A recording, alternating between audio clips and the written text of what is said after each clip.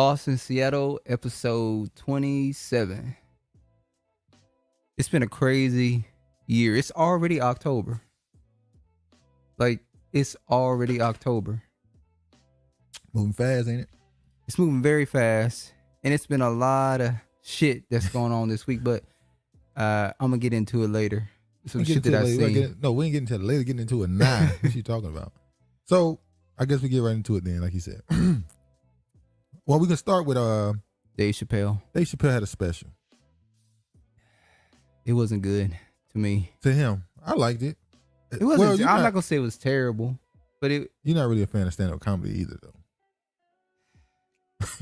It kind of reminded me of the last stand-up he did. That's the kind. Well, let me say this. He's been on this. Is he doing like the trans thing to get attention, or? He talked about that in his other stand-up too. No. Okay. Well, here's the thing with comedians. When they're young, they typically do the slapstick comedy, fart jokes. Yeah. Whatever. Then they get a little older, they start doing wife, my girl. You won't believe, men and women are so different. That's the jokes. And when they get older, they start doing social. They start talking about social, political issues. They start doing commentary on society more than jokes. Dick Gregory did that in his younger years, though. Well, that's a different person. Well, actually, have you ever watched Dick Gregory in a nightclub? I've seen snippets exactly. on the Real. He did the slapstick comedy too. He did more race type stuff. He told a joke about how he said you fixed a woman's car and somebody said, "This your house?" The typical stuff. Yeah, the typical stuff. So he did the slapstick stuff too, and then he got older and he went more into social commentary. The type of jokes, quote unquote, where you giggle or laugh and say that's true. Yeah. Versus when you're young, it's just laughing. Yeah. So it wasn't the best. To him. Was it the best to you? Of course it wasn't the best. What do you mean? Okay, so what you mean to me? What do you mean? What you mean? No, you said it wasn't the best. What you comparing? It wasn't his best stand-up. Oh, see, you said his best, not the best. No, it wasn't his best at all. So as you said, he talked about the controversial stuff, the baby, which focused around the LBTQ, LOMP, P. Soon gonna be P. Keep telling y'all about that P they want to be added on to so bad. So, I mean, I'm being honest. From what I heard, I didn't hear anything. No, it wasn't like controversial. It wasn't controversial at all. Nothing he said was controversial at all. But they made it controversial. Of course they did, because they'd like to get attention. So, like always, they said in the article that he railed against cancel culture amid the COVID controversy. The National Black Justice Coalition asked Netflix to pull Dave Chappelle's The Closer. Listen, National Black? Yes. So we'll get into that. Hold on. Just pause. Just wait. So Dave Chappelle had a comedy special, The Closer, on Netflix, where he spoke about race, politics. He spoke about past, all kind of stuff that goes on. He talked about controversial topics like LGBT topics, the trans, but the comments he's made. So he talked about reaction to his own words. And what he basically said throughout the whole thing is, I don't hate nobody, the typical, celebrity. I love everybody. You notice the most controversial thing he said in the whole special, the thing that he got off of the quickest, is that Black Asian thing. Yeah. Well, he said, I saw all these Black people attacking these Asians, man. It really hurt me, man, Because his wife is Asian. Yeah, but he stayed on that joke for about 2 sentences and dipped. He can't stay on that joke for long because his wife is Asian. No, he got off that joke because that's the most sensitive topic he talked about in the whole special. Because if he pissed off the niggas, see, Dave Chappelle audience is much bigger than, just Black people. But he understands that whenever something happened, he can always lean back on I'm Black. If he would have said something that pissed off the Black audience, it would have been, you're a lone wolf now. Like a lot of them out here are. And it would have been, yeah, you get your money, your numbers, but you can actually be canceled. Because now you have no real back. For instance, Cat Williams, he never betrayed his base. So no matter how much the media, shit on him, attacked him, smeared him, he always had his base to He fall has a on. very loyal black face band. What? I'm talking about Cat Williams. No, you said a word at the end. I didn't catch it. What you say? He has a very loyal black face. Yeah, you don't even know what you just said. What did I think you say? meant to say fan base. Fan base. You said a face band. I'm like, damn.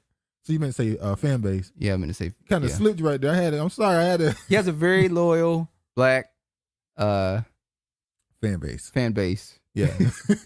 So with this right here, I feel like this is another chance at people grabbing headlines through him. Or as you say, is he grabbing headlines? I think it's both. Well, he said he never gonna talk about him again. Please don't.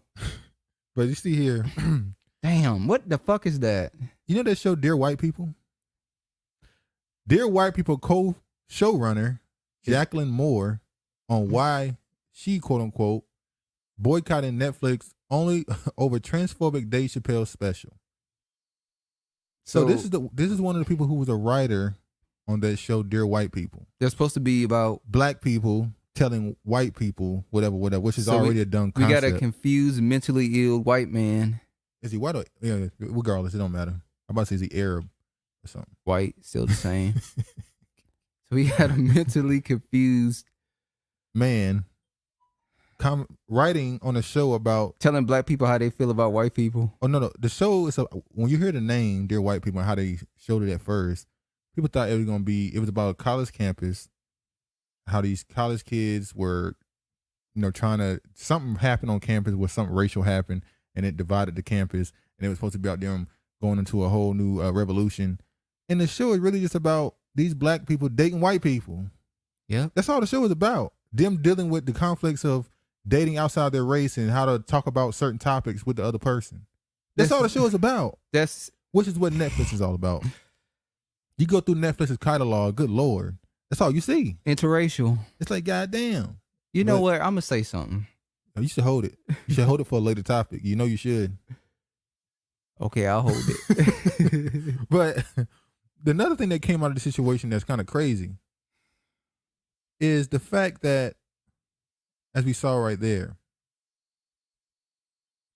let me go ahead and Dave Chappelle's Netflix special called out by GLAAD, GLAAD, National Black Justice Coalition for ridiculing trans people. So what you're saying is the National Black Justice Coalition came out against a black man on behalf of the LGBT community? I wish the National Black Justice Association would have came out during the presidential election. We were asking for reparations. I mean, that would have been nice. That would have been nice. Or when Ice Cube was out here pushing the country with Black America. Nothing. But you talk about fucking this and the black people. I can't believe that the National Black Caucus didn't come out and say something. Oh yeah. Well, it didn't involve Mexicans. The National Black Justice Coalition, a civil rights advocacy group the National Black Justice Coalition, a civil rights advocacy group serving the LGBT community. What? That sentence don't sound crazy? Serving the LGBT community also provided a statement urging Netflix to remove the new special from its catalog. I mean, that don't sound that sentence alone kind of says a lot. So the Black Justice Coalition is serving. Okay, all right. I think we made our point with that. We already made our point. They're not for the black family. They're for, you know what they're for. Yeah, it is what it is, though. Like I said, with the Black Caucus, we've already seen them do things that kind of proves the point. And look what it says. Primarily serving lesbian, gay, bisexual, and transgender people. So why is it called the National Black Justice Coalition? And look who they got there. Obama. Y'all see Obama? No, they can't see this. Oh. But why would you call something that's for gay, trans, and transgender people, why would you have Black Justice? I'm not understanding. It's called the National Black Justice Coalition, but it's for the lesbian, gay, bisexual, and transgender people that are black, right? So I guess it's for, but The founder is Mandy Carter. I'm not understanding why is it called the Black Justice Coalition. You click on the Mandy Carter and see what ethnicity they are. It's a black woman. So I'm not understanding why is it called the Black Justice Coalition? Shouldn't it be called the Justice Coalition if it's not just for black people? I'm not understanding. But anyway, we're gonna move past the Dave Chappelle situation and get into some more controversial things. Controversial things, I guess. So if you've been paying attention, I don't know, some of y'all might not watch sports. I don't watch them as much as I used to. But what's going on right now is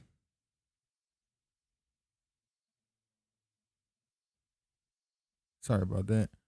But you see here it says NBA struggles with vocal vaccine holdouts. And I'm bringing this up for a reason. So in the NBA, you have players that are unwilling to be vaccinated. You see here, Kyrie Irving unable to practice with the Nets in Brooklyn due to New York's COVID-19 vaccination protocol. It's the same situation with, was the same situation with Andrew Wiggins, but he decided, forget that, I can't lose my money. To get that shot. I think he was up to lose like $8 million. So he just said, I'll take it. So, sometimes you gotta know when to hold him and fold him. That was a time when he should have said, fold him. He did fold him. I mean, hold him. He fold him. He hold him. Say, I opt out. I ain't taking it. So as you can see, but at the same time, it's not fair for me to tell somebody what to do with their life because I don't know what financial, stuff he's obligated to. No, he's wealthy. I mean, he probably has a roster of people that he is taking care of, not just his immediate it's funny you family. Use the word roster too. It's like, yeah, he's probably got a lot of people he's taking care of. So, but as you can see here, it says NBPA memo says NBA players again won't be subjected to random marijuana testing this season. Now, so basically, they I think that was a couple years ago. They started not really testing NBA players for marijuana, so they gave them marijuana. All right, just don't get caught. It's not gonna be random. Well, it's legal in most states, so yeah, which is why I guess this is why they loosened up on it. Why would you be testing it? Yeah, I guess that's why they loosened up on it and allowed them to do it. So you can smoke weed, which they say you're not supposed to do. Mm-hmm. But these shots, no, you got to take them. Well, they're saying their argument today is because these marijuana isn't out here killing anybody. COVID is killing people. There's been reports that marijuana has led to more crashes. True. And all that stuff. They're going to say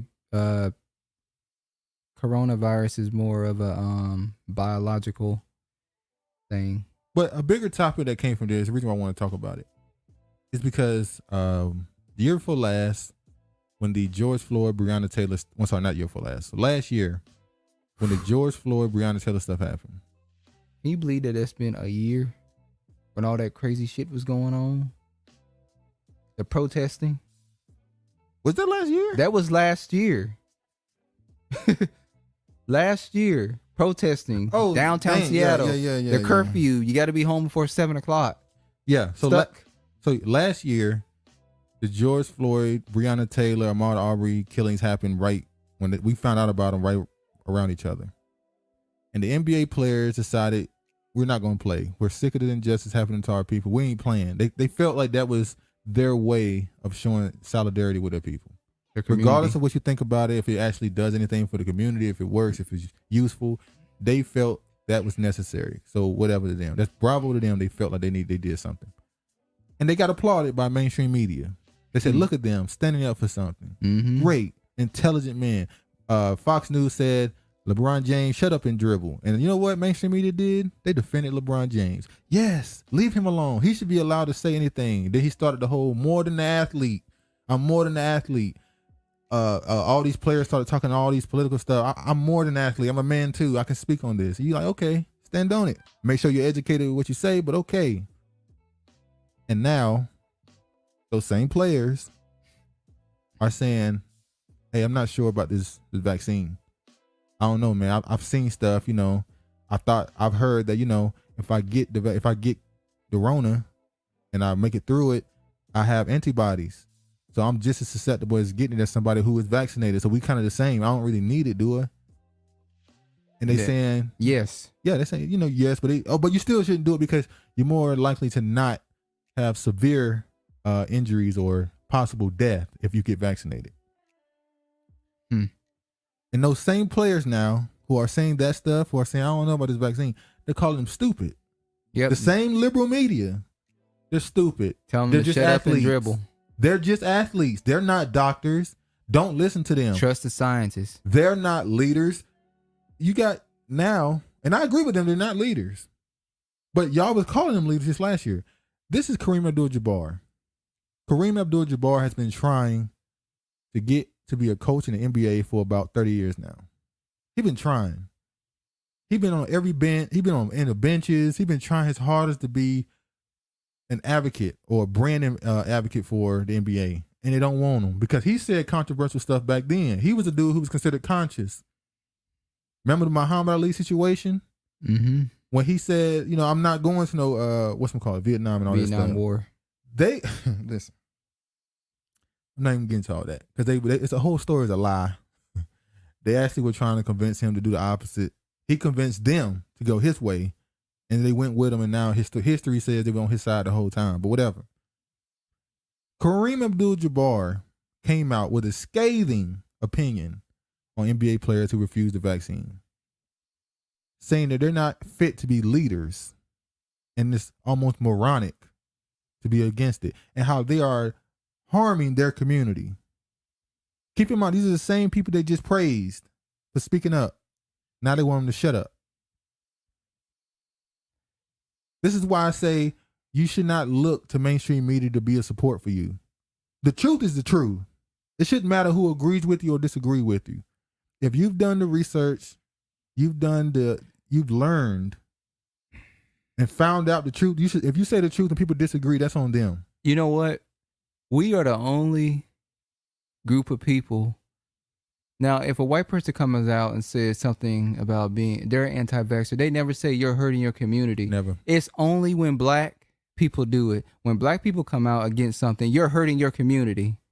But when any other race does it, they're not hurting their community. They just have an opinion on it. So either they think we are really stupid. Yeah. Or they believe that we band and we rally together. Yeah. What they're saying is you're only valuable. Your intelligence is only respected. Your opinion is only acknowledged when you agree. When you agree with us. See, what it is what they call the old school a nigga wake up call. When people calling you quote unquote woke and real, and then you say something they don't agree with, and they call you fake and stupid. That's your nigga wake up call. That tells you where you truly stand on the hierarchy in this country. But yeah, I'm borderline surprised, not surprised with Kareem doing this, considering he's been somebody that's kind of been turning into what's the word I'm looking for? A mascot for quote unquote wokeism. Even though he truly did have real opinions back then, but he's softened so much. Or he's doing anything he can to fit in. To fit in and get that coaching job. Because they burned him. The man is like, what, 80? Oh, I don't know if he's 80. He's like 70 something. Dude. He's an older man. He's still, like most people his age that's Hall of Fame. Kareem Abdul-Jabbar has a chance to call himself the greatest basketball player ever. He has enough achievements to say that. Most guys in his level have own teams, are quiet behind the scenes. And he's not talking about injustices and stuff. He's criticizing NBA players for having opinions. That he once had an opinion when he was younger, so he forgets about that. No, he didn't forget. He just decided it's better to change. But he's not the only one. We about to get off this COVID subject, but I want to show this right here. Hollywood battle line emerge in Simmering Vaccine War. So it's not just in the entertainment of basketball. It's in all sectors of entertainment. And really in the globe, Hollywood, in society. I mean, you could be at damn McDonald's. It's it's even in the workplace. Yeah, because it's like, I mean, there was a resident who was, I think I said this in videos, was going around spreading that, you know, my server was not vaccinated.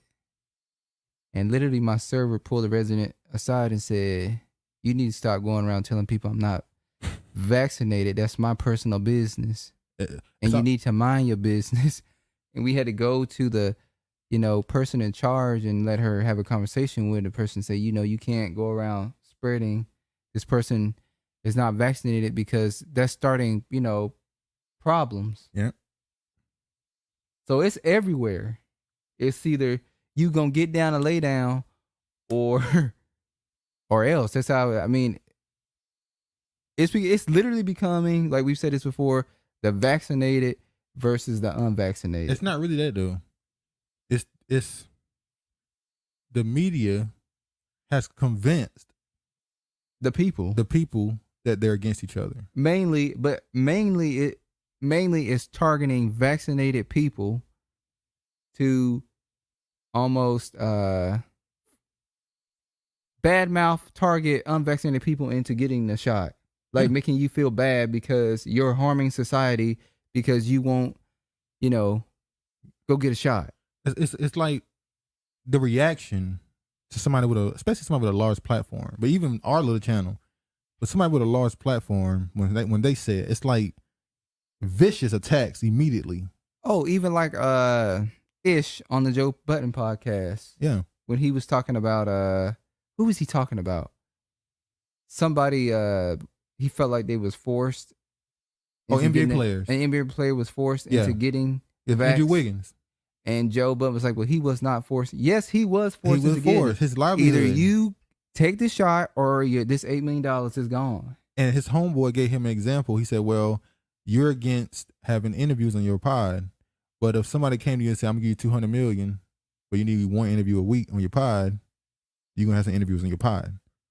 So you weren't forced to take those interviews on your podcast. But because that money sounds because the good money to is you, there, you going to took take those interviews on your podcast. You were forced. So I don't understand how these people who are vaccinated are saying, well, you're not forced to. Yes, you are forced to take it. I shouldn't have to put something in my body that I don't feel comfortable putting in my body. You know, it's like we have the safety precautions on. We're wearing masks. You know, some people are vaccinated, some people are not vaccinated. I guess the 6 feet shit is gone. Yeah, that don't even matter no more. They don't even talk about that no more. Said it no more because people just standing on. If you own a bus, a plane, in a state, you're not 6 feet apart. You're not 6 feet apart. You're in a restaurant. You're not 6 feet apart. But but you have the mask mandate. But now they're saying the mask. We're not even getting to that. I can't even talk about that. But it also goes with the whole situation where they've denied people religious exemption. The churches. The church. You got pastors with their congregation come to them saying, "Hey, I need you to." They're making people go to their pastor and sign a note. If you at TD Jake's church and you try, he's not signing. He's not signing no note. The pastor's already. We're not signing it. We don't think it's needed. But we found out something. Maybe if you slip a couple extra $100 in that that collection plate, he might sign that note. He might sign that note. The pen might touch the paper. The pen might. He might put T on there for you. You can get a T, the whole TD jigs, but you might get a TD. But something came out recently. I'm pretty sure y'all have heard of Project Veritas. I think that's what it's called, which is something totally different. We can go into what that means esoterically, but they're not going to that. Project Veritas always finding a way to get these people to admit stuff on camera. Whistleblowers, real whistleblowers, not the fake ones. So I'm gonna show y'all a video of an alleged whistleblower. Allegedly, them saying what might be a reason why people who want a religious exemption might not want the vaccine. So I'm gonna show y'all now.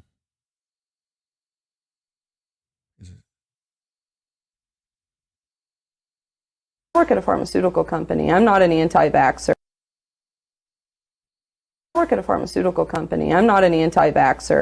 I just believe in research and science. Well, in this database, you came across a chain of emails discussing fetal tissue and the COVID vaccine. Vanessa Gelman, who works in Washington, D.C., is Senior Director of Worldwide Research. The question came up as an inquiry to our MedInfo group. They're asking, quote, did Pfizer make use of a cell line from an aborted fetus? They want you to leave out the highlighted part, which is the one or more cell lines with an origin that can be traced back to human fetal tissue has been used in laboratory tests associated with the vaccine program. And here we have your badge. You are an employee of Pfizer? I work at the McPherson, Kansas plant.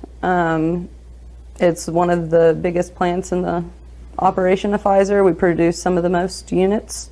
This message from Vanessa Gilman. From the perspective of corporate affairs, we want to avoid having the information on the fetal cell lines floating out there. We believe that the risk of communicating this right now outweighs any potential benefit that we could see, particularly with general members of the public who may take this information and use it in ways we may not want it out there. We have not received any questions from policymakers or media on this issue in the last few weeks, so we want to avoid raising this if possible. Wow. We believe that the risk of communicating this right now outweighs any potential benefit we could see. They ought to put that on American currency. Philip Dormitzer, Vice President, Chief Scientific Officer. These are not low-level people here. So you're showing us emails between the Vice President of Pfizer, the Senior Director of Worldwide Research, about how to couch it a certain way, because we would not want to tell the people that it can be traced back to human fetal tissue. Copying Vanessa Gelman, we have an approved answer to this question, the question being about fetal tissue, which Vanessa can probably provide. HEK2932, what does that mean? HEK cells? Human embryo kidney cells, and it was from experiment 293. They've used cells from aborted fetuses. Yes, and HEK they don't want the cells. public to know that. Yes. That's staggering for society because of what you said, religious exemptions. And they're denying our religious exemptions at Pfizer. This is serious stuff you're dealing with. These are powerful people and a very powerful company. They're withholding knowledge on people's approval if they can consent or not. From Sarah Elizabeth Weiser, the principal scientist. She's just making sure, just be clear, you would like medical information to reply with the text in red below, including the highlighted section. Okay. Thanks again. And then they responded with, no, I would prefer that we do not use the text in yellow. They're being so deceptive in their emails, it's almost like it is in the final vaccine. It just made me not trust it. There was an issue with the FDA, and I heard something about they're doing some sort of tests in there with lights, but I'm not sure. And I said, in unoccupied rooms and in a group lead office? And he goes, well, the FDA is coming. I could not believe that they were blacking out windows down in our manufacturing rooms. We are told that you should be seen at all times, that we need to make... So as you can see, that's the alleged information that Pfizer does not want leaked. We asked the question, do the COVID-19 vaccines contain aborted fetal cells? They said the answer is no. The COVID-19 vaccines do not contain any aborted fetal cells. However, fetal cell lines, cells grown in a laboratory based on aborted fetal cells collected generations ago, were used in testing during research and development of the mRNA vaccines and during production of the Johnson & Johnson vaccine. So, is that a no or a yes? I'm not answering that question. It says no, and then it says, but yes. I'm following the science. Whatever they say in that article. Well, that was in Nebraska, Madison. So maybe gone for another week. Somebody like for instance, Andrew Wiggins, who wasn't allowed to get religious exemption. Yeah. I mean, this is there then. Yep. So if I'm him, yep. Lawsuit. If this comes out and it's like, yeah, okay, yeah, it is. How many lawsuits is coming in the next 2 years? None. You don't think nobody gonna sue? No, they not gonna be able to sue. They gonna have leave it alone.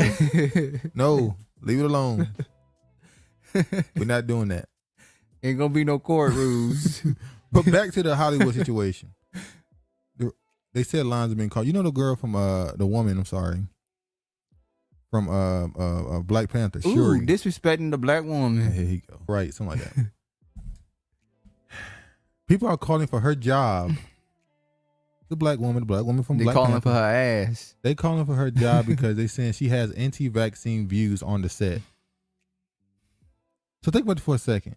She's having a conversation with her coworkers, and Somebody went back and told snitching. And now the public, who is so, and this kind of ties in with Dave Chappelle. This kind of ties in with Dave Chappelle and the idea of cancel culture. Yeah. Cancel culture and vaccines and politics. So cancel culture, medicine, and politics have mixed. So if you disagree with my politics, which is now medicine, it's political, you should be canceled. So because this woman is talking to her coworker, Which coworker was it? about her beliefs, and her coworker goes snitch, It wasn't you, Angela. the public wants her fired because of her medical Views. medical views. beliefs, which are not political, but now they're political. Which means you don't. People just don't get it. They literally don't want you to have an opinion or say anything. It's a go along, get along game. There is and the reason why I'm keep saying the reason why we keep talking about COVID and the restrictions is because it's over. This system is done. We're in a whole new world now. We're in a world now where you can be not denied the right to fly on a plane to see your family because you're not vaccinated. And they're taking away all this stuff from you to try to force you to do what they want you to do. If I take away from you being able to travel on planes, will you take the shot? If I stop you from driving on the roads, we take the shot. If I stop you from getting on trains, we take the shot. If I take away your job, they're literally taking everything away from you to try to force you to take this. Which, And they say that 46% of black people are vaccinated. And you go, well, that means the majority of black people are not, which means the most affected group by these restrictions will be black people. which means that's who they're directly targeting us now. Directly. I won't say that. I definitely would say that. There's a lot of Because no. When Russell, what's his name? Russell Brand came out. They didn't say he's hurting his Yeah, they community. did. They said he was hurting his community. They say he was hurting his family, his base and stuff. Yeah, But they don't do it like how they do it with black people. You're because particularly look at hurting your black people. community. They look at black people as a monolith. They look at themselves as individuals, but y'all all gotta think the same. So they did the same thing to him. They attacked him too.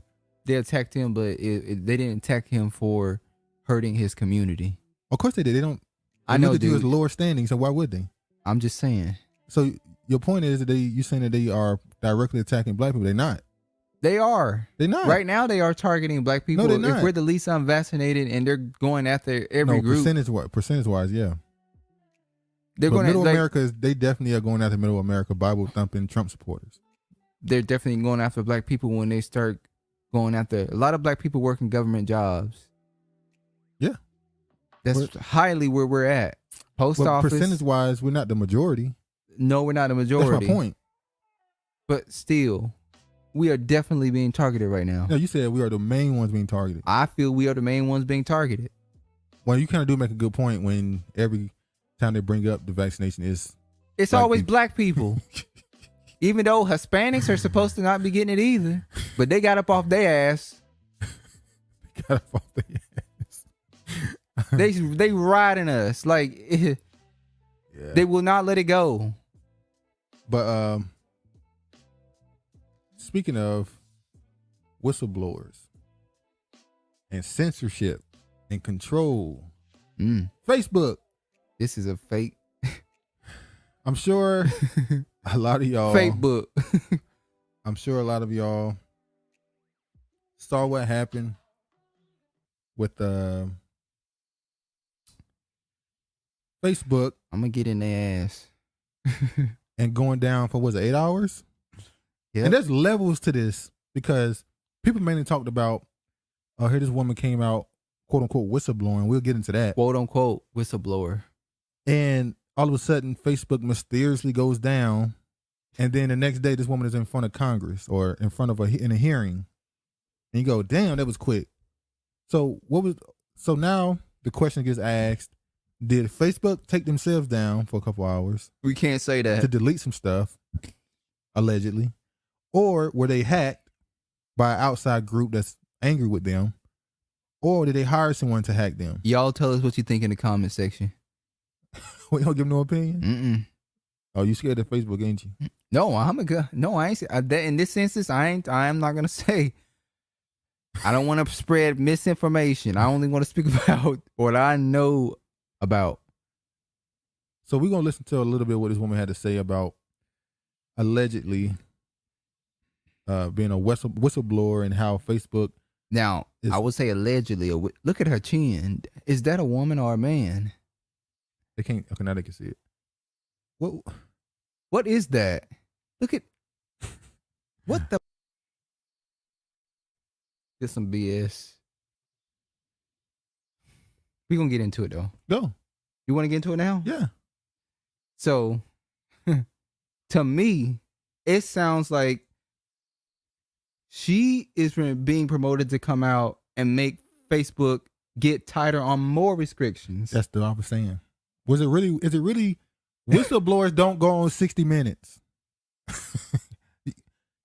You're dealing with it's a $1 trillion company. It's a $1 trillion company, not multi-trillion. It's a $1 trillion company.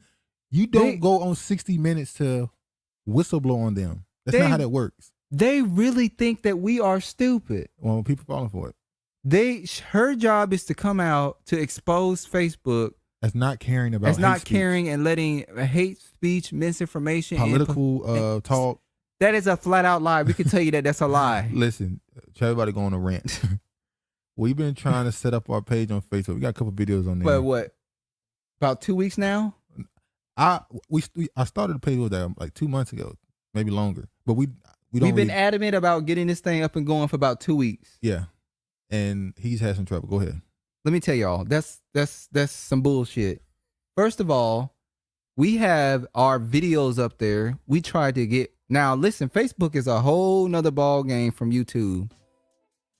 Facebook, they put ads on your. YouTube puts ads on your channel once it becomes monetized. Yeah, that's how you make money, is off of being monetized. Pretty much. Other ways too, but yeah, there's other ways too, but that's the primary source that we're going through. Yeah, we ain't making shit. We ain't making no money. We ain't making shit. Don't get it twisted. No money. However, when you go on, I when we were going to Facebook, I said, I'm gonna stop calling it Fakebook and name it Faithbook, but it's Fake Book. Let me tell you, they charge you to do an ad, to put ads on your videos. But go ahead. However, now we do a lot of political and social, racial content. So on our ads, we wanted that to be our ads, political and social ads. So we've tried three times to get our ads on the videos. To create an ad. To create an ad. And we've been rejected every damn single time. Because of racial. Because they're saying because of political topics. Because political topics, and they don't want us to influence other people. Listen, I gotta jump in now. When I tried this the first time, like a month ago, maybe more, and I got rejected. It says, sorry, we need you to identify yourself because the content you provided may change people's political views. And let me tell you something. Ain't that the point? I give my opinion and I can convince people to agree with me or not. That's how humans work. We disagree and agree with people. I scanned my damn identification card to get this shit going up. I don't do this shit. I don't have a fake book page. In order to get it up and running, you have to confirm your identification on Facebook. Because when it come time to come and get your ass and yank your ass up out of your houses, they already know how you look anyway. Yeah, they already got the information, but they want to be clear and sure after the nigga they coming for. They need to consent to it first. So YouTube is coming for his ass. Yeah. And Facebook is coming for me. But see, they got to get me in the daylight. But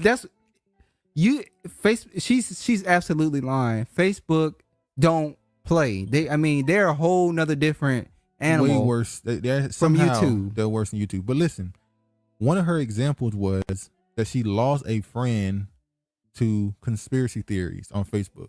She lost a friend to death, or they're no longer speaking? conspiracy theories. They believe in a conspiracy. Then that one's your friend. No, there's nothing wrong with me believing something. What? Do you understand what she's saying? She's saying she think wrong. So I'm not gonna be your friend. Because I believe something. This woman was clearly chosen to come out with this bullshit so Facebook can tighten down even more on the restrictions on Facebook. Now this is what I'm saying. Now we gotta ask the question: who hired her? Facebook hired her. Wait. I said I wasn't gonna speak for misinformation. Exactly. I don't know what I'm talking about. Allegedly. Was it Facebook? Was it was it another person? Once again, y'all tell us we can't even tell y'all to tell us in a damn comment sections. They delete y'all damn comments left and right. Yeah, don't curse, please, in the comments. Maybe it'll get through. No, maybe. Don't. It's some of y'all. It's some of y'all in the comment section has been tripping in the comment section. How? One of them. Who? Truth seeker. Who is truth seeker in the comment section? Yeah, I've seen his comment before. I think I first saw him. Can't remember, but he watched out some of our videos before, if I'm not mistaken, and he made some comments and some people going back and forth, and yeah, I don't know. Somebody asked him, was he black? He didn't answer the question, so I'm waiting to see. I'm just saying, brother, you need to answer that question. There's nothing wrong with you having an opinion, but when the actual victim of the mother comes on the page and says thank you for sharing the content, and then you go at this person under the thing, that's a little out of that's not a little, that's out of pocket. Completely. That's completely out of pocket to do something like that. Whether you agree that the father should have stayed and probably still would have got some, or whether he fled and the officer did what he did, come on, you got to have some respect for people. You can voice your opinion, but you don't got to be disrespectful towards the family that's actually coming on the page and thanking us for putting the information out there. Yeah. By the way, I'll get to that soon. Hold on. So we got on that topic because we were talking about YouTube deleting your comments. As I was saying, a wake-up call indeed. Try to not curse in the comments or something. It don't matter if they listen. You know what I think it is? I believe some of y'all. A wake-up. I believe some of y'all got YouTube on y'all because y'all have said stuff in the past. So YouTube got y'all blocked or banned or something. I don't know. So when y'all leave comments, they immediately just get deleted.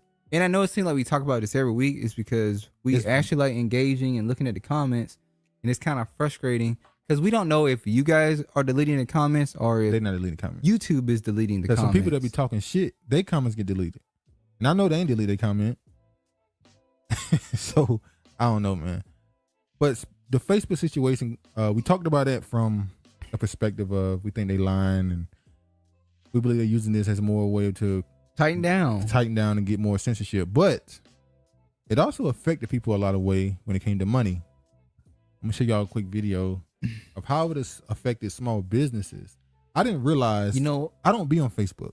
I haven't been on Facebook in a decade, maybe something. I don't know. Like we really don't have. I don't have social media. We have them now because of this. That's it.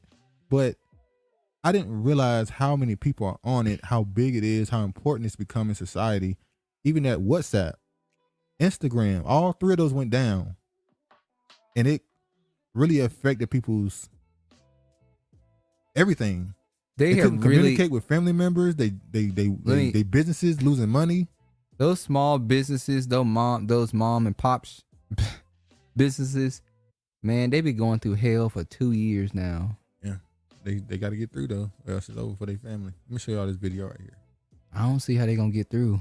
A wake-up call indeed, Shep. Some businesses reported losing thousands of dollars during yesterday's outage. Now, Facebook says more than 200 million businesses use its services each month, and the majority of those are small businesses. And they use Facebook for a lot more than just advertising, including to sell things. They've established more than 1 million shops for customer service. They use WhatsApp for business to send more than 100 million messages daily. And for many small businesses, Facebook serves as their website, the way to share their hours and updates. Facebook shareholder Kevin O'Leary defending the key role that Facebook plays for so many companies. The truth is that Facebook runs small business in America. More than 50 cents of every dollar spent in small business, which is about 66% of the economy. And Facebook is the backbone of small business in America. Now that goes to your point. Now, the shutdown itself, we asked, did they pull the plug because, oh snap, we got to delete some stuff? Or did they pull the plug to say, oh really? You gonna expose? All right, let me tell you how much you need us. Clip. I would have to say both. So you have to beg for me to come back. I would have to say both. To tell you how valuable our service is, we're gonna take it away for half a day. That's it. We're gonna lose some money, but you might lose more. Facebook, it's like Facebook, Amazon.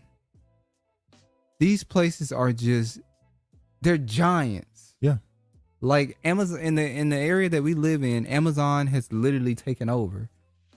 There's an Amazon to the left, Amazon hub locker to the left. There's another Amazon hub locker to the right, and now they have opened up a Amazon Fresh.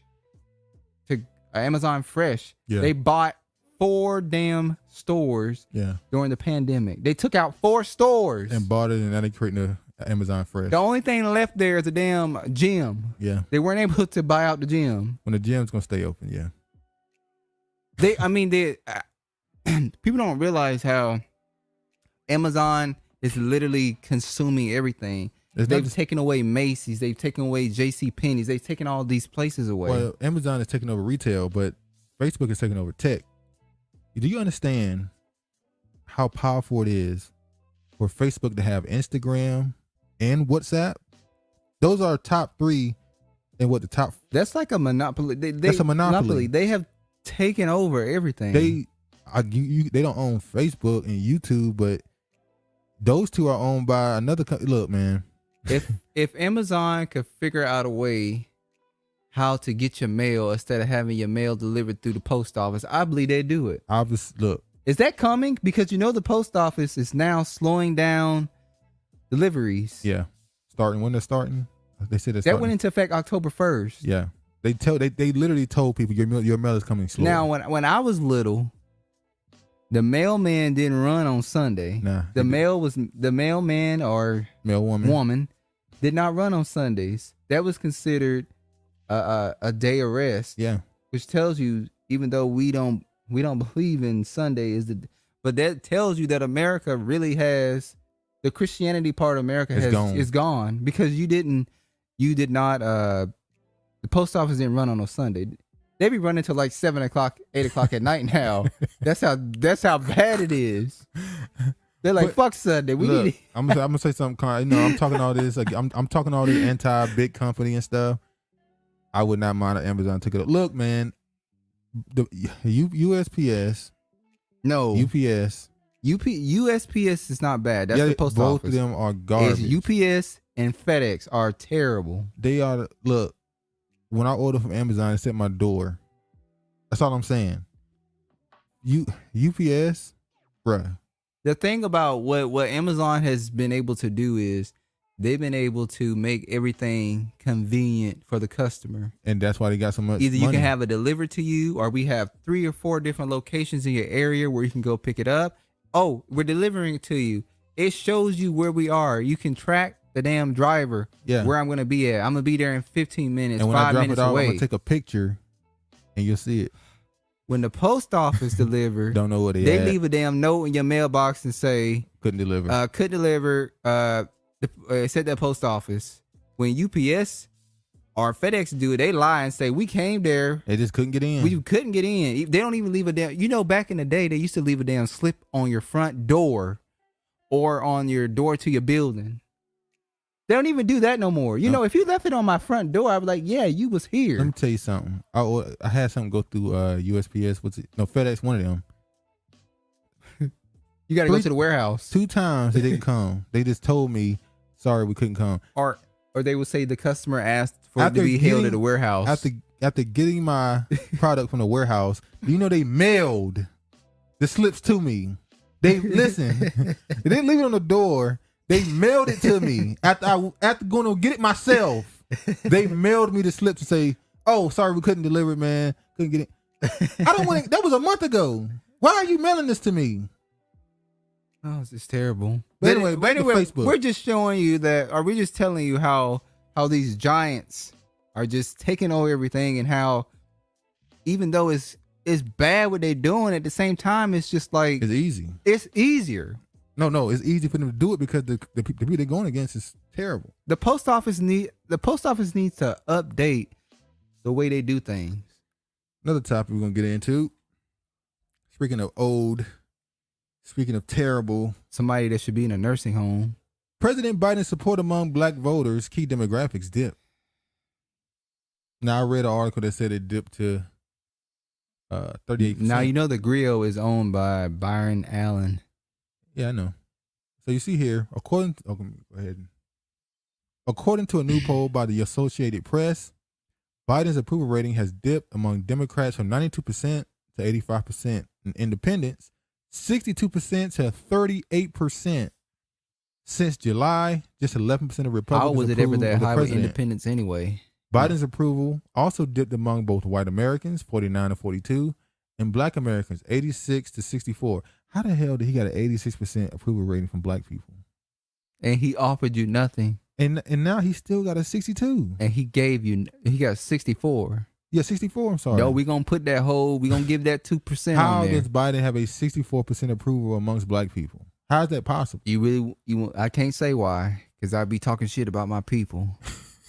The results come amid ongoing criticism of the administration's daily evacuations from Afghanistan, handling of the Haitian refugee crisis in Texas, and its coronavirus mandates. The polls show that 47% of Americans approve of Biden's handling of the economy, 57% approve of his handling of the coronavirus pandemic, and 35% approve of his handling of immigration, per the report. We talking about the same black people that a black general, I don't know if he was you know the story. Was it a black general that went to Texas and told the slaves they were free? It was a black man that went to Texas and told the Texans they was free, and they didn't believe him, so they stayed slaves. We talking to the same black people, so that's your answer to your question. Why it's still at 64%? Oh, Lord. Same people. Well, when we talk about what's going on in the country, if y'all haven't noticed, money has become a big topic in this country. I showed y'all an article last time that told you that they said the country going broke. The country going broke. Janet Yellen, the Secretary Treasurer, said we 7 billion or trillion, I don't even know.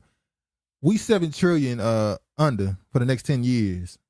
And Biden saying my Build Back Better plan, I'm gonna need a couple trillion to get this through. And like, where the hell the money coming from? Well, I tell you where the money coming from, bud. Biden administration wants IRS to monitor people's bank accounts more closely. Will it catch people stealing money? IRS will track all bank account transactions over $600. Damn, they tracking me. So listen, y'all. Listen. You know what that means? Now, when they did that, they said, "Oh no, we're going after the big banks. We'll go to the big companies, the corporations. Make sure they pay their fair share." But you lowered it to $600. That affects, bruh. You get a paycheck, you buy some furniture, $600. That's reported to the what? I guess I have to do layaway plans. 200 on that week, 200 on the next week. You can't stop the play. You can't stop the hustle. What about baby. your rent? I guess that goes on anything. Damn. Any transaction over $600. Let me tell you, they got me. So what they're doing is they need some money. So wait, what? Okay, so why is he tracking people that is pulling out? So if I am withdrawing out $600, they need to tax me more, take money from me. Why is he worried about people who's doing? They need money. Well, they better back the aid. Basically, what they're saying is, look, listen, we're gonna go into every American who has $600 transaction. We're going to your bank account to see if you got anything loose in there, any extra. Let me tell you if something. If it's in there, we're getting it. Let me tell you something. When the first week of February or the last week of January come around next year, I better get my deal. Listen. income tax I got paper. a theory. I better get my W-2s. I have a theory Let me that tell you, because of them stimulus checks, we know in the black community that it's a special time of the year for us. We rely. Hold on. I love our people, but it ain't a special time just for black people. The whole Yes, it country light up at the is. beginning of the year. Right now, it's the whole damn country. But for years, decades, particularly New cars. the black, for a couple months. They the gotta black send it back. community, we rely on that damn income tax. That's what. Yeah, I get it. When I get If my income tax. niggas don't get their W-2s, People ain't getting paid back.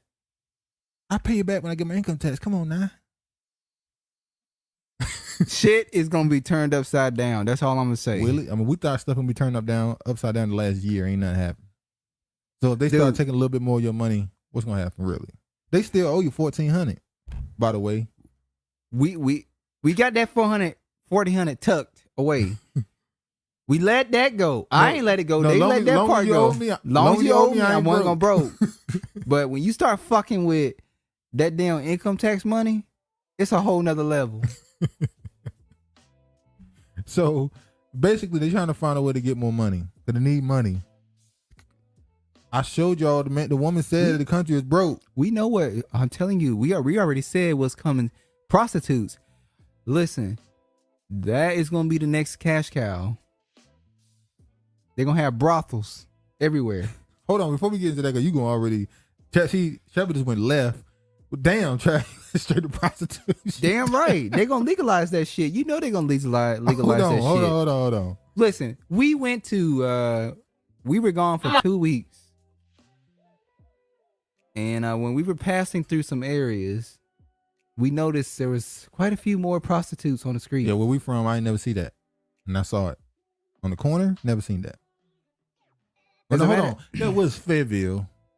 And I didn't grow up Where in we're Fayetteville. from in North Carolina, we've never seen A woman standing on the corner. We never seen a woman stand on a corner. We know what she was. We know when a woman was tricking, but we know it. Yeah, we know when a woman was tricking, but we've never seen like on the corner, ass and stuff out like that. It was On the known. corner. I'm about to go make this money. Yeah, somebody you know? will pull up in the car you never seen. Somebody pull up in the car. They gone for a while. You Come know, they back. get out of the car. They fixing themselves. They got a little money in their hand. They go to the store. We know what happened. But when you go to the city, it's like real shit. Yeah, it's real.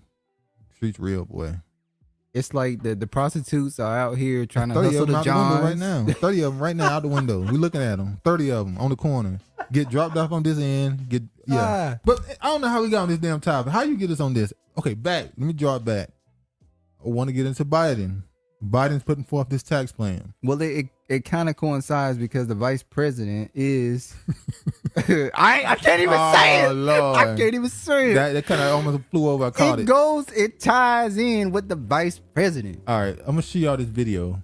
So this was a woman, it's a sister, who was very supportive of Kamala Harris. Now I can say the name. And Biden. And this is from if I'm not mistaken, late last year or early this year. This clip, and she had she supported them heavily because she wanted Kamala in the office. Very heavily. She said a lot of things. Particularly, this is all about Ice Cube. And I wonder, which is a black man who tried to do something for his community. And I wonder if she feels the same way now, seeing what's going on. Maybe we should go to her. She got a YouTube page. See what her comments. See what she been doing on her YouTube page. I don't really care, honestly. I'm being honest. Let's see what she had to say in this. I'm on a birthday break, but I'm going to take a break to come on here and say, Ice Cube ain't shit, Donald Trump ain't shit, that platinum scam ain't shit. If Donald Trump really wanted a black person to help him write a black agenda, then he should have gotten some fucking experts instead of a know-nothing rapper who doesn't know shit about how shit works. When I asked his motherfucking ass about black women being in his goddamn contract for Black America, he didn't have a motherfucking answer for why there was no black woman involved with the contract for Black America. It has nothing in there about black children. It has nothing in there about the LGBTQ community. That's when what it's really about. there is an epidemic of violence against black trans women. Who gives a fuck? Ice Cube is the motherfucker that's going to help Trump figure this shit out after the motherfucker been president for almost 4 years. Are you kidding me? It's a joke. It's a scam. But I'm glad that Ice Cube, you're exposed for being full of shit. You should have just brought your motherfucking black ass out 3, 4, 5 months ago when you started promoting your contract for Black America and talking about no black agenda, no vote, and all that other kind of bullshit. But you was a motherfucking Trump supporter.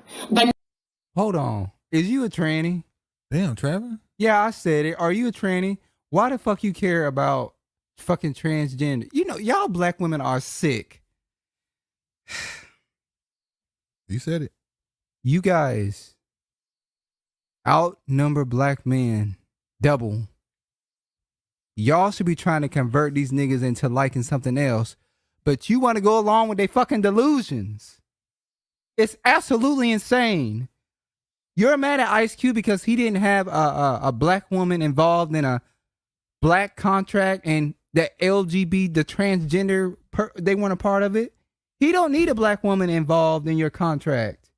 He knows what your plight is our plight. This is fucking crazy. You got it off? 2/3 gotta go. So it's sad. So when she pointed out the name of his contract is Contract with Black America. And if you listen to her, Black America does not include black women, black children, nobody else. Black America is just black men, apparently. That says a lot from her perspective what Black America means. No, she just don't want a black man in charge. That's what it No, that's not what it is. I believe that's what it is. No, she was hired, Travis. She's been hired by a team to defend Kamala. That's all. Just like the other dude. This woman don't give a damn about no politics.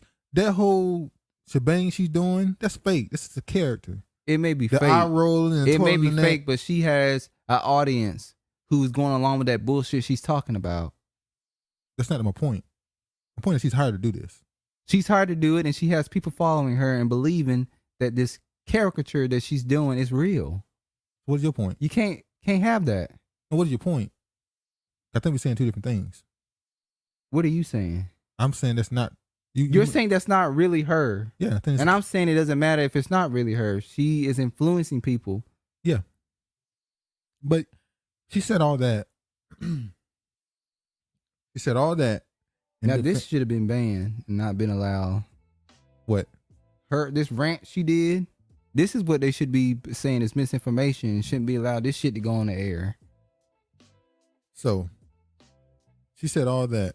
I got a story for this too. But they passed the anti-Asian hate bill very quickly. Mm-hmm. They then passed this bill recently. Governor Hochul, bill to combat opioid crisis decriminalizes public use, sale of needles and syringes. Let me tell you, they've been doing that here in the city of Seattle. Let me tell y'all about an incident I had on the King County Metro bus. I ride Metro from time to time. Shit. So I get up very early. So this is like 3 o'clock in the damn morning. So there's a couple of people and let me tell you, they smoke meth on the bus and they'll tell you this is Seattle. We smoke meth on the bus. They'll tell you to your face. I've said this before in the podcast. Now, this was a different bus driver. This was a black woman, and we know black women run a very tight shift. It was a Caucasian man that had been driving a bus for probably like a while, but you know, every they switch up the drivers every season because you know they get bored and they like for them to take different routes. And when a black woman it's just not going down, so they're in the back. She knows she's keeping an eye on the back. She looking at the road and the back at the same time. She notices that they are drinking and doing other things in the back, and she just get off the bus. And they were like, it's like, we're not getting off the bus. It's like he's like, this is Seattle. What are the police officers gonna do? Now, mind you, she pulled over. And she did eventually lead the spot, and they thought they had won. They didn't win. The black woman ain't backing down. She pulled up to a bus stop, and her Supervisor. operator manager is behind us. So he comes on a bus and she's telling him what happened, and he goes to the back and was like, now mind you, this is an older Caucasian guy, and he kind of tried to say, you know, she wants you guys off the bus, and he was like, you know, he's like, she's called the cops, and he told the supervisor, what are the cops gonna do? This is Seattle. And so she's out there on the bus going off on her supervisor, saying, you know, which I can't blame her. This was actually the one morning I was willing to pay for a Lyft to get to work on time. She telling him, no, I'm not driving this damn bus no more. Don't put me on this damn schedule no more. I shouldn't have to, bus drivers should not have to go through, you know, this on the bus. She's like, I don't know what they smoking. You know, I don't want, you know, that to get into me and blah, blah, blah. But anyway, the cops still ended up coming. They were scared to get the people off the bus. The people pretty much volunteered to get off the bus. So that's why we getting the fuck out of Seattle. It's becoming to a point where there's just lawlessness. And the only people I feel like, to be honest with you, that is can do what they want to do is, I'm going to say it, it's white people. Particularly white people are on opioids. Particularly white people are doing meth. Particularly white people are doing heroin. I can't imagine a law like this being passed in the 80s and 90s for crack. I can't imagine it being passed now for crack. Can you imagine a black man on the back of the bus smoking crack on the damn bus? Yeah. If you get caught with it, it's 5 years, right? If you get caught with it. But they're allowed to smoke meth on a bus. Yeah. They're allowed to do whatever they want to do. It's a sickness with them. It's a sickness. Crack ain't a sickness, though. Not You a know what sickness. you're doing when you putting that damn crack to your damn mouth. You're a criminal. But you smoke crack, that's a sickness. So they didn't give you anything for that. All right, let's look at another thing they might have gave somebody. Let's see what they gave these people. U.S. House approves $1 billion for Israel's Iron Dome missile defense system. We talked about this. So keep in mind, they said America's broke. But they got $1 billion to give to Israel. They got $1 billion to give to Israel for their military. Israel knows something that the rest of the world doesn't know. So why would America risk their economy, their entire society falling? Because they would risk it being worse. Now, keep in mind, this was around the time when they were still trying to get the debt ceiling raised. They finally passed that, so they got until December 3rd or something like that. The debt. This is all fake. It's all theatrical. It's fake. This money is fake. It's not real. So them acting like they actually had a deadline is crazy. It's all fake. Storyline. But when you look at this right here, Israel getting $1 billion for their military, it made me think about who is on Biden's administration. Ooh, wait till y'all find out. Now, Janet Yellen is the Treasury Secretary. That's the person who was defending the IRS going into your bank account if you make a transaction over 600. Janet Yellen, which is that's a Jewish insane. Woman. That's a Jewish woman, right? So look at this. This is the Jewish Virtual Library, a project of, look at this. The Secretary of Treasury is Jewish. The Chief of Staff, the Attorney General, Secretary of State, Secretary of Homeland Security. Isn't that the Homeland Security person, the person who deal with threats within the country? Yep. So I'm guessing when I say this, listen, wouldn't it have something to do with the border? The biggest one though is director of the Center for Disease and Control and Prevention. Oh yeah, Walensky. That I don't even know if I can't even call her nothing. Yeah, she's Jewish. That crazy whacked out lady. So the COVID-19 response coordinator is Jewish.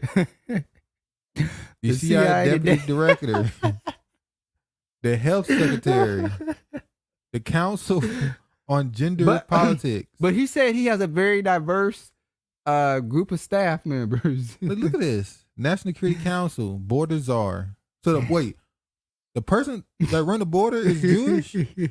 So what happened to those Haitians? Look, Roberta. Jacobin. So they got a Spanish name. Hold on. I'm saying it. Jewish people are known for changing their name. So they chose a name. There's some fake Puerto Ricans that are Jewish.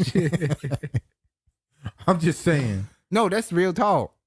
All right, so hey, look at this. Yep. And this will be in a link.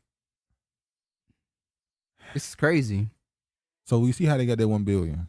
Yep. And that's what happened. The part about them getting $1 billion is getting $1 billion is one thing. Do you understand they won the vote? The measure was passed by a 420 to 9. 8 no's from Democrats and 1 from a Republican. Oh my God, them no's. With 2 members voting present. Can you imagine what those 9 no's are going through right now? Only 8. Don't give them credit for 1 more. Oh, can you imagine what those 8 no's are going through for not voting for that? They won't be in office as of 2022. They won't be in office. They thinning out the hood. Right now, they thinning it out. With the same way they draining this place for every shilling they can get. Let me see something. Let me show y'all something. Sorry about that. So, then we got this. And this goes into this country need money. So they're going to your account for $600. The IRS.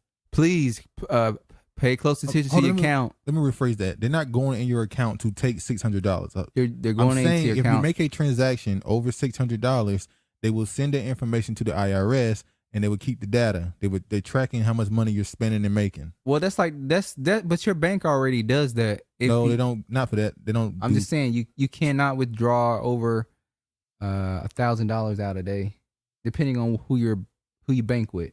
Well, yeah, but they're not going down to 600, and they're trying to get more information about how much money you make and every dollar you got. So basically, this is what it's for. Let's say you got money in the brokerage, right? And you make a little $100. You put some money on some stock, it go up. You make $100, and you take that $100, throw it in your account. Well, this country is turning into it's a communist country now. So what if they're like they're monitoring what you're spending on it? Like, oh, you paid your rent, oh, you paid your phone bill, you paid this, and then they're like, oh, you're just spending $600 on not 600. I mean, you're just spending money on wasteful stuff. Why can't you just take that money and give it to the American community to help us get out of debt? You ever think it would get that serious? Well, hell, we already a communist country. We're in a high inflation right now. I think this is more so to keep track of people that's making extra money. So if let's say you got a little hustle, let's be honest. Let's say you got a little hustle where you selling used phones. You in the hood, you selling used phones. You make a couple thousand, you put in your account. Normally, that's no big deal, like whatever. Now, they want to know where that money coming from. Where that money come from? It's over 600. Where'd that come from? Oh, I was selling some phones. Oh, really? Oh, the drug dealers. There you go.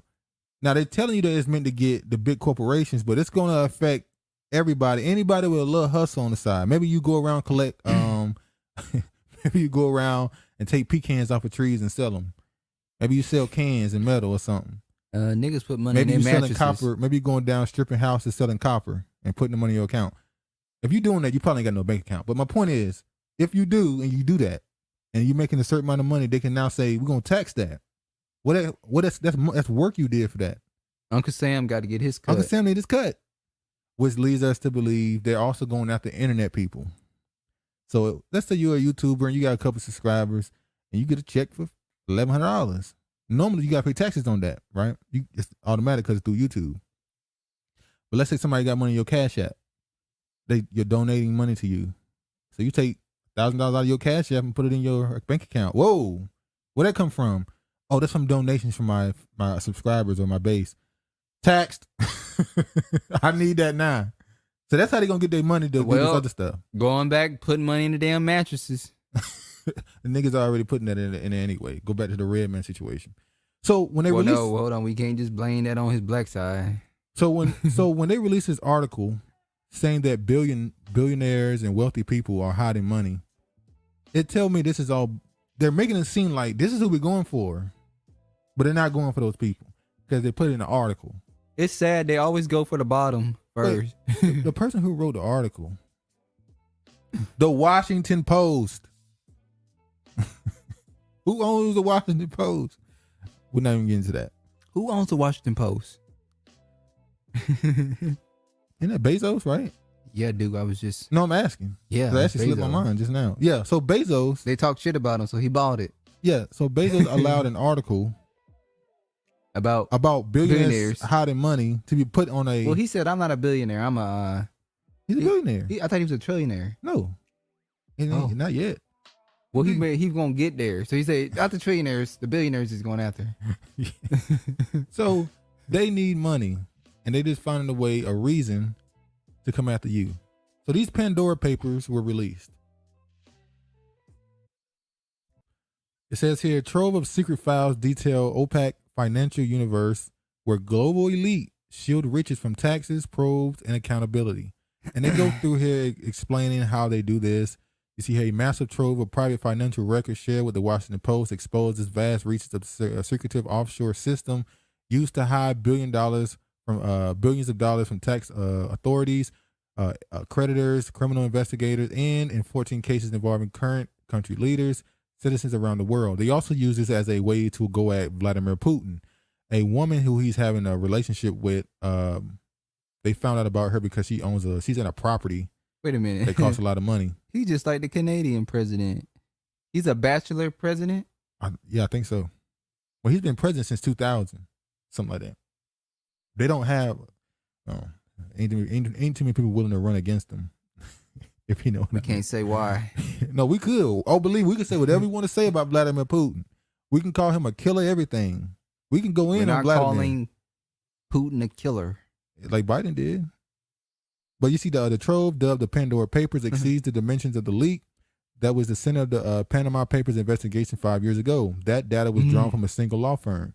But the new material encompasses records from 14 separate financial service entities operating in countries and territories including Switzerland, Singapore, Cyprus, Belize, and the British Virgin Islands. Now, when we hear about people stashing money, what do we immediately hear them say they went? Switzerland. Another place they didn't name in this is Cuba. Not Cuba. What's the other places connected to America? Jesus, how do I forget the name? Puerto Rico. There's a lot of people that stash money there too. It has low corporate tax. Which takes us to another topic. Well, before we go into that, let me just show this. Let me show this clip of of the White House reacting to these papers, because something happened recently. On the Pandora Papers. That seems to go, all this stuff seemed to connect in the last month when it comes to the money system.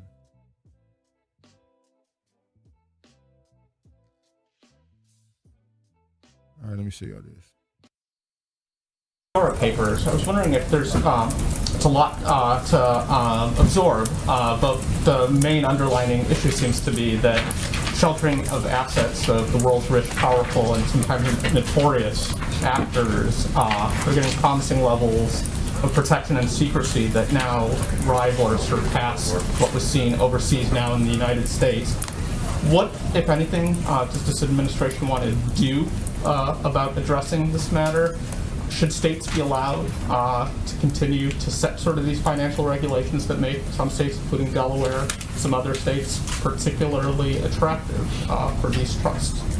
Well, broadly speaking, the president is committed to bringing additional transparency to the United States, the U.S. and international financial systems, and you can see that in policies he's proposed and supported over the course of his presidency, and even prior to that. In June, he issued a memorandum establishing fighting corruption as a core national security interest, and through work responsive to this memorandum, we have elevated efforts to curb illicit and opaque financial transactions transactions at home and abroad, including by reducing offshore financial secrecy, robustly implementing federal law requiring U.S. companies to report their beneficial owner to the Department of Treasury, and as necessary, identifying the need for new reforms. He's also pledged to work with partners and allies to address issues such as the abuse of shell companies and money laundering through real estate transactions, something that we've certainly seen and was a part of this reporting. And I'd also note that last year, Congress came together in a bipartisan fashion to direct the Treasury Department to develop a beneficial ownership database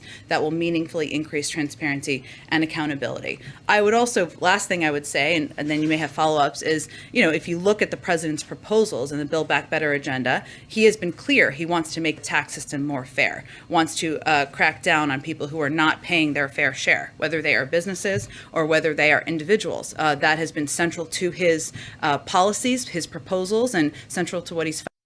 We want your money. That's all she's saying, man. Yeah. Like she said, all that. Basically, we're going to go everywhere we can, every nook and cranny, and get every dollar we can get. They're going to go under every rock, every You're sock, not hiding no money from us. every mattress. They flipping everything. So they want all bank transactions over 600 for the IRS to get a hold of that. Well, then they released this article, or they got these papers, the Pandora Papers, to tell you that all these global elite, these companies, and they're hiding money offshore and taking their companies to these low tax rate countries and all this stuff. Well, first off, where did the IRS come from? We talked about his administration and who it's packed with. Well, the IRS come from global bankers. That's where you get income tax. That's where you get the Federal Reserve and all that stuff. The feds, they ain't federal. It has nothing to do with your country. They borrow from them to stimulate the economy, even though they don't have anything backing it. They do got something backing it. They got lead backing it. They don't got gold, they got lead. The U.S. said that's a damn lie. We got lead backing it. We don't need no damn gold. So basically, we got silver bullets. So basically, you have this fiat money, because that's connected to the fraction banking, which is what America is pretty much is. They're telling you what the money is worth. So they spent so much that they don't have. There's a hyperinflation going on right now. They have no money. So we're going to make sure we get every dollar we can from you. Listen, I've said this in other videos. Please stock up. And this right here just happened. World leaders reach landmark deal on a global corporate tax rate. Global corporate tax rate. So let it sink in. When you hear that, you go, okay, they're taxing corporations. Corporations that go to Switzerland and Puerto Rico and all that low tax rates. Oh, they're going to tax them. Well, yeah. But each individual company can define what a corporation is, right? So I can define what a corporation is. So the marker they put right here is 15%. The group of developed nations agreed to a global minimum corporate tax rate of 15%. This marks a huge shift from smaller economies such as the Republic of Ireland, which has attracted international firms to a large extent via a lower tax rate. Yeah, I got that mixed up. I didn't mean to say Switzerland. I meant to say Republic of Ireland. So anywhere you go now, you have to pay at least minimum 15%. So if the minimum is 15%, what can America not charge? They can go up. They can go up. Because ain't nobody beating us no more. We all got to be at a minimum 15%. So I can go up even higher and get more money. We broke. It's always a wiggle room. We need more money. And this also ties into other things, the global economy and turning into a one government type situation. One world. We're not going to get into that right now. One world order. The country, I forgot to show this right quick. The Great Reset. I'm sorry. I forgot. There's one last thing on the money. Hold on. This part just funny. Like I said, they already raised the debt ceiling till December. They said that's all they needed till December. But before they did that, somebody gave an idea to pay the debt. $1 trillion platinum coin could be minted at the last minute, because they had 2 weeks at that point. Now this is hilarious. Now listen to this. A $1 trillion platinum coin could be minted within hours of Treasury Secretary's decision to do so. Philip Dye, a former director of United States Mint, tells Axios. Why it matters. Congressional solution to the debt ceiling and problem could take weeks to implement, especially if the reconciliation process is used and the time is running out. In case of emergency, a $1 trillion coin could be deployed to bridge any gap between the money running out and the debt ceiling being raised. How it works. The U.S. Mint, which ran from 1994 to 2000, already produces 1 ounce platinum eagle and has no shortage of platinum blanks already in stock. Producing a $1 trillion eagle will require only a denomination to be exchanged. This could quickly be executed on the existing plaster mold of the platinum eagle. Then an automated process would transfer the new design to a plastic resin mold. Even if Janet Yellen, the Treasury Secretary, has no intention of minting such a coin, there is no reason for her not to quietly instruct the mint director to take these steps a day or two in advance. Listen, what they're saying is take a platinum coin, right? Write $1 trillion on it and say it's worth $1 trillion. Do y'all hear that? Just pulling shit out of their ass and they said throwing shit to the wall and hope it stick. Take a platinum coin, listen, I'm saying it again. Take a platinum coin, write $1 trillion on it, and it's worth $1 trillion. That's like us taking fake money to a grocery store. It's like me taking a piece of paper, which is what $1 is, fiat money, writing $20 on it, going in there and saying, "This is $20. This is $20. They gonna tell you that's not $20, sir. But I'm saying it's $20.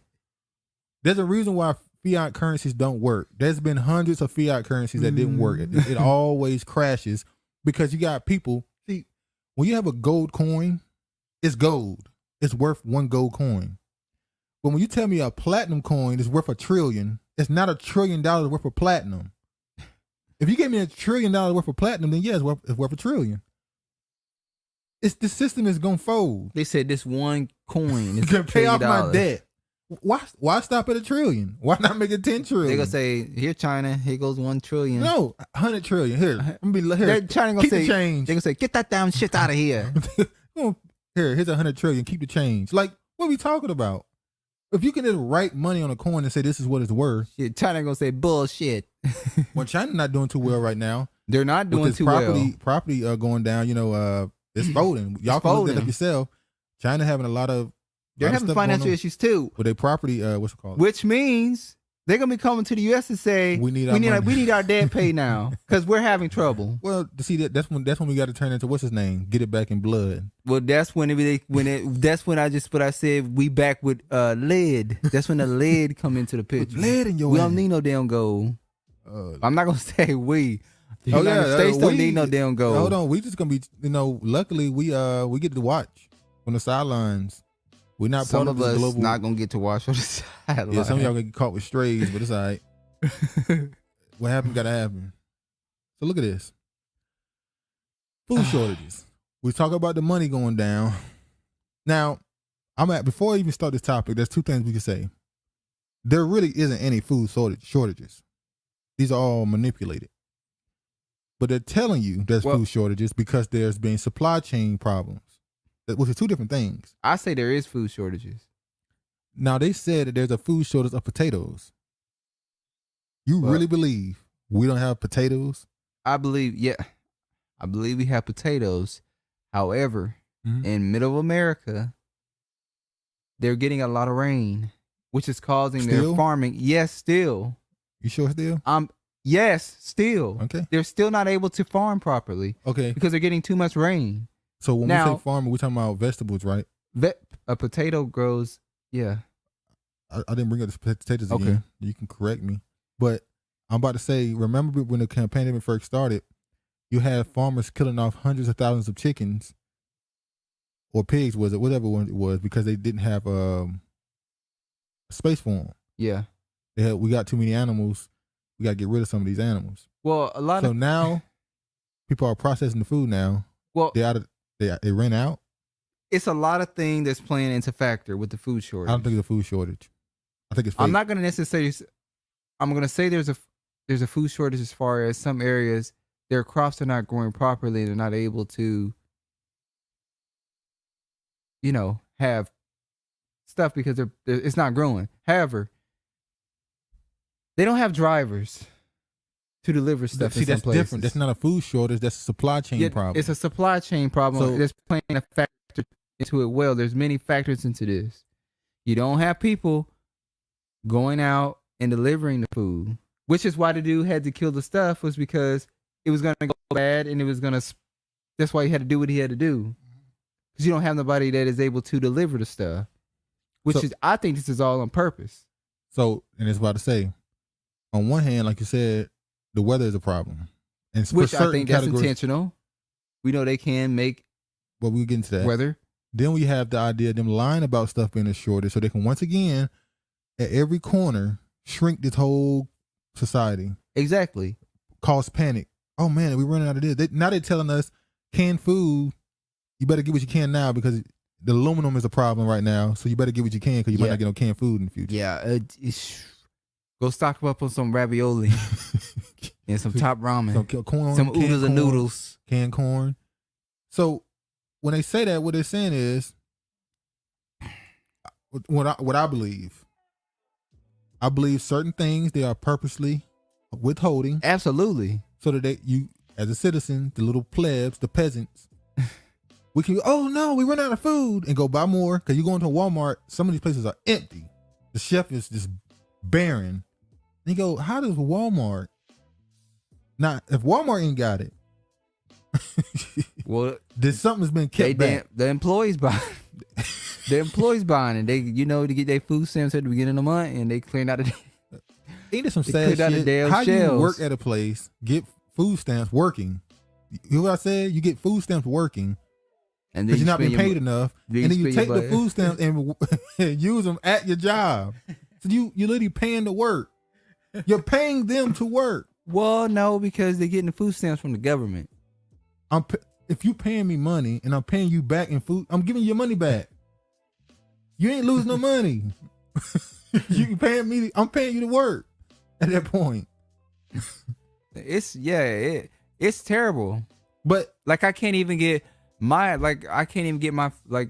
food truck. Like my rep told me, you're not gonna be able to get food today or tomorrow. We're short on drivers. Now there goes the restaurants. When the problem is, see, this is how it was. When there was a shutdown, the restaurants closed, right? Yeah. So when the restaurants opened back, remember, they probably laid people off too. Yeah. Because they didn't need a lot of these drivers because a lot of restaurants has shut down.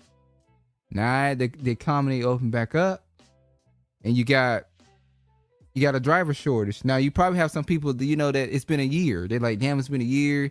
It's been easy dropping off this food. And now instead of having 15, 16 stops, you only had 7-8 stops. So your body has gotten used. You'll be amazed how your body get used to something. Oh, I know. You can go without working out for 2 weeks, and then when you start back working out, you're sore. But anyway, back off subject. So imagine you having 16 stops, and now you go to 7 to 8 stops, and now you back at those stops. Then you're gonna be like, "Fuck it, you're gonna say this is too much work. I quit." Yeah. So that goes into the supply chain and the possibility that weather is actually shortening the supply of food. But then there's a third one. They say global warming. Or they now they don't call it global warming no more. They call it climate change. So we see in the West Coast the drought. Crazy drought. The fires. We see the hurricanes on the East Coast and the flooding. Then we seen the volcano in the South too. In the South. What's that place? They got a volcano going off right now. La Pana, something like that. I'll probably put it in here.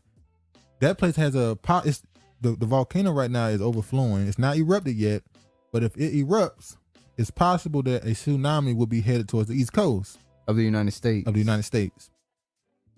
So all this stuff is going on, and they're telling us, "Oh, global warming." It's actually cooling down. See, you jumping the gun again. Look at you. You can't help yourself. Love you, but you can't help yourself. South Pole posts most severe cold season on record. A surprise in the global warming. Now, didn't I told you this a week ago? I said I have a feeling it's gonna be very cold this winter because it's already 39 degrees in the morning Well, remember there was a blizzard on the East Coast last year. So you think the West Coast gonna get the blizzard this year? No. Oh. I think the West Coast is dealing with just colder weather. The West Coast got enough dealing with the drought and the fires. I think the Midwest had a blizzard too. They had it too. Yeah. It was pretty much anything East. Midwest to East was all. They had blizzards last year. Or severe You remember cold. Chicago? It got negative 30. Yeah.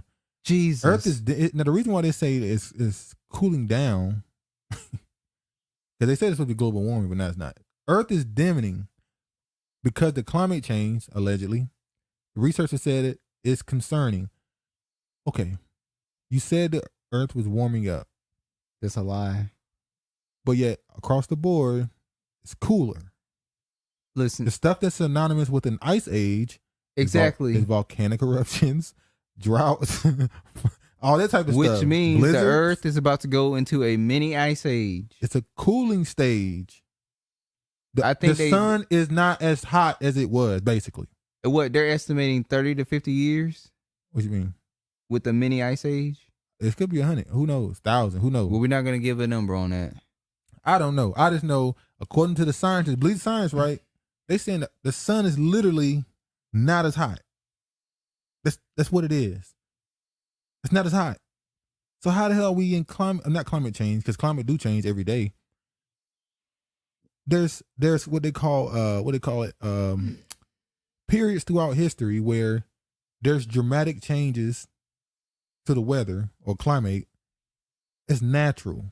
You have hot and colds. It's natural. That's how the earth is. You have seasons or 100 years of this type of weather, and then it'll change. But they're making it seem like we have something to do with that. Humans do not affect this planet enough to change the climate.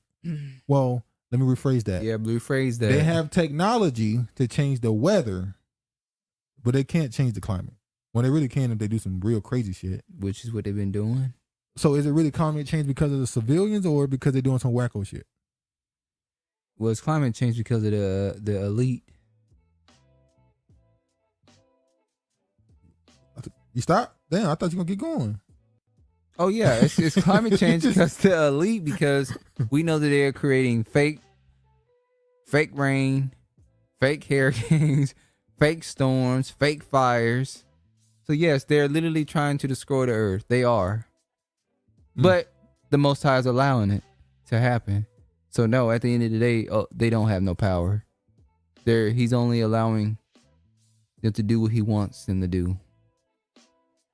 Yeah. So, all right. We talked about the COVID situation, the money system. We talked about some serious stuff, global warming. We're going into something, I won't say lighter, but more, It's not lighter. It's more simplistic.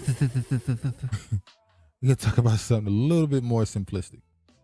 So, Mike Tyson has a show. Trying to get. And he had a show for a while now, like a year or two or something like that. Very popular show. His show, I mean, he has pretty much the same guests that you would expect. His show is like a Joe Rogan show. That's what I was gonna say too. He smokes weed and he talks to people, athletes. He also talks to like other type of people from different backgrounds. He's definitely following the model of like a Joe Rogan podcast.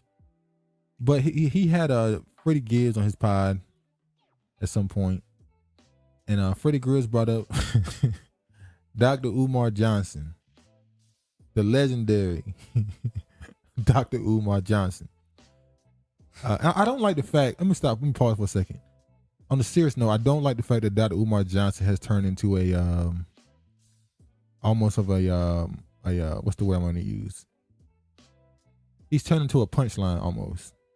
Like when you want to somebody talk about if a black dude's talking about white women, or take a picture with a white girl, or a black woman take a picture with somebody non-black, and it's like, oh, Dr. Umar gonna get you, and it's like he laughing. It's like it's a punchline. It's not funny. Instead of acknowledging what he's there's saying. politics involved in this. Yeah. But anyway, I'm gonna show y'all what Mike Tyson had to say about Freddie Gibbs bringing up I can tell you lying. Dr. Umar Johnson. Yeah, There were some good ones. Yeah, White Girls in the 80s was good. Had the big hair and shit. Michelle Pfeiffer and all that type of shit. Dr. Umar gonna get mad at us for talking about white girls. Who's Dr. Umar? And brothers, they were talking about white girls, something that famous black men like to do. They were talking about white girls. And Freddie said, we can't be talking about these white girls or Dr. Umar gonna be mad at us. Well, that was the first mistake, Brother Freddie, because I don't get emotional because black men don't know how to be loyal to black women. That doesn't get me emotional, my brother. Politics is not about emotions. Brother Freddie, politics is not about emotions. So when you say Dr. Umar will be angry at us for talking about white girls, you are incorrect. I understand, overstand, and understand the post-traumatic slavery disease of the American Negro. I wouldn't get upset with you, brother. I will have compassion for you. I will hurt for you that we have lost our way as black men. Don't ever say I'm gonna get angry because you want to talk about white girls. If that's the case, I'll be angry all day. No, sir, brother. You got to understand, and overstand who I am and what I stand for, my brother. I don't get angry because black men love white girls. That's not what I do, my brother. What you should have said, what you could have said, okay, what should have been stated is that Dr. Umar does not support interracial marriages because they take away from the building of solid black families between the black man and the black woman. That's what you should have said. This is not about emotions, brother. This is not about hating white folks. This is about loving my people, loving my race, loving my woman, loving my community. It has nothing to do with hating anybody else. So you misrepresented me, Brother Freddie. Okay, I'm gonna show y'all the original clip, not the whole video, obviously, because you saw what Umar had to say, but I feel like I should have showed the original clip of White, you don't. Who's Dr. Umar? Of what he had to say. Hold on, let me try to find this. Have you seen this before I showed it to you? You saw it? Did you see it when you sitting down? No, I didn't see it.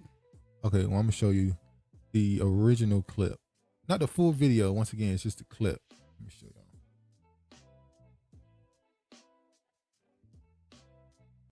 Nice one that we got.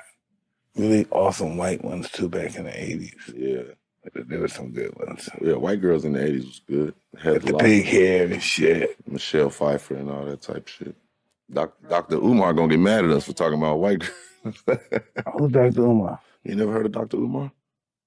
He doesn't like white people or black people talking about white people. Oh, is it? He don't like white people. Huh? He don't like white people. So what's his problem?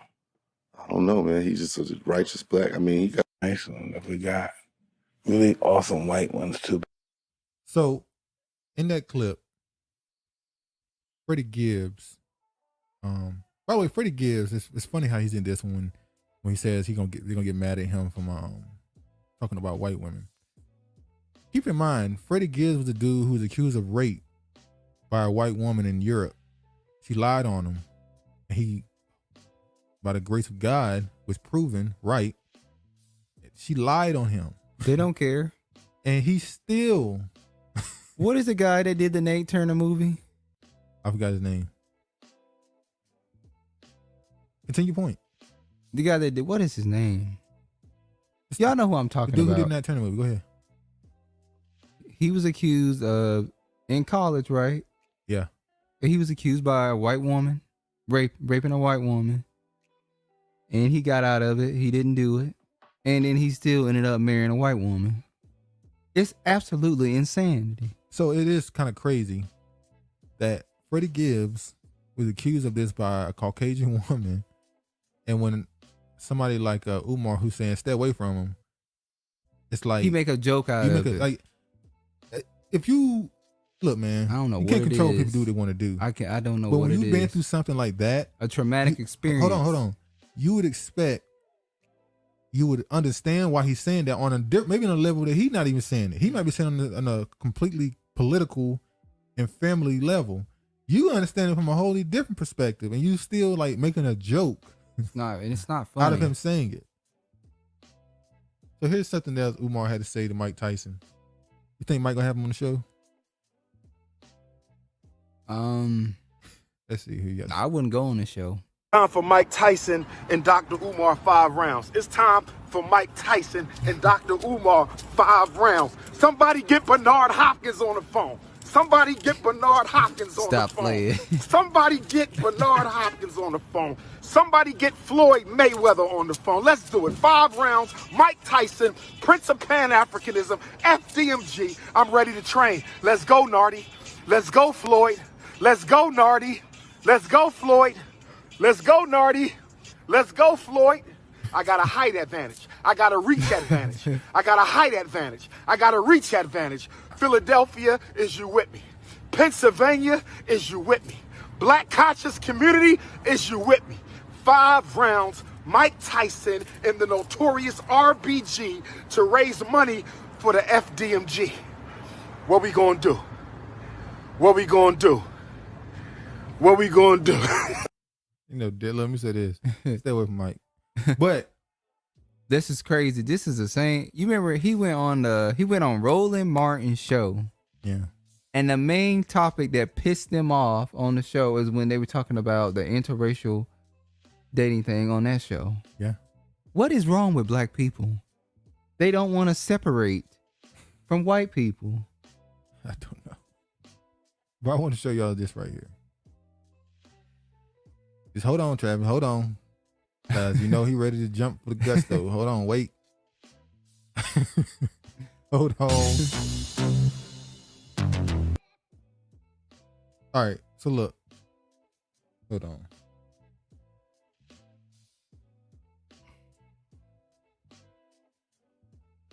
All right.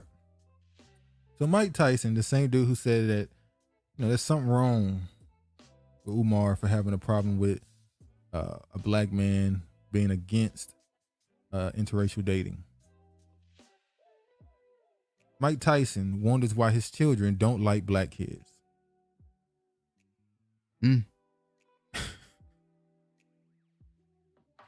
Well, so Mike Tyson, go ahead.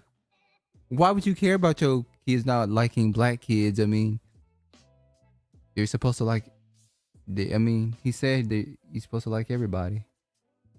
Well, none of his kids date black. And he's primarily emphasizing on his daughter, right? No, he says all his kids. He said they don't date black kids. Why is that? Mike Tyson wonders about his children. You see here? He said Tyson, who was speaking with T.I. on the Expeditiously podcast over the weekend, spoke about a host of issues, including family, how marriage has changed his personality and sense of purpose. Now, this is an old interview, by the way. This is not recent. I'm using this this is in January of 2020. I'm using this as a background to him speaking against Umar being against interracial dating, but yet he himself wonders why his children don't date black people. Which means he would have the preference. He prefers for his kids to date black people. Yeah. And when you say he focused on his daughter, he brought up his daughter in comparison to himself. Like, did I? Exactly. But hold on, let me read it. You know what bothers me, man? And I got to say this. Why my kids don't like black kids, he said. They don't date black kids. Why is that? Sometimes I look at my daughter and I see that she's attracted to white guys. And I'll say to myself, I didn't set a good example as a black man. I don't think that's it, T.I. replied.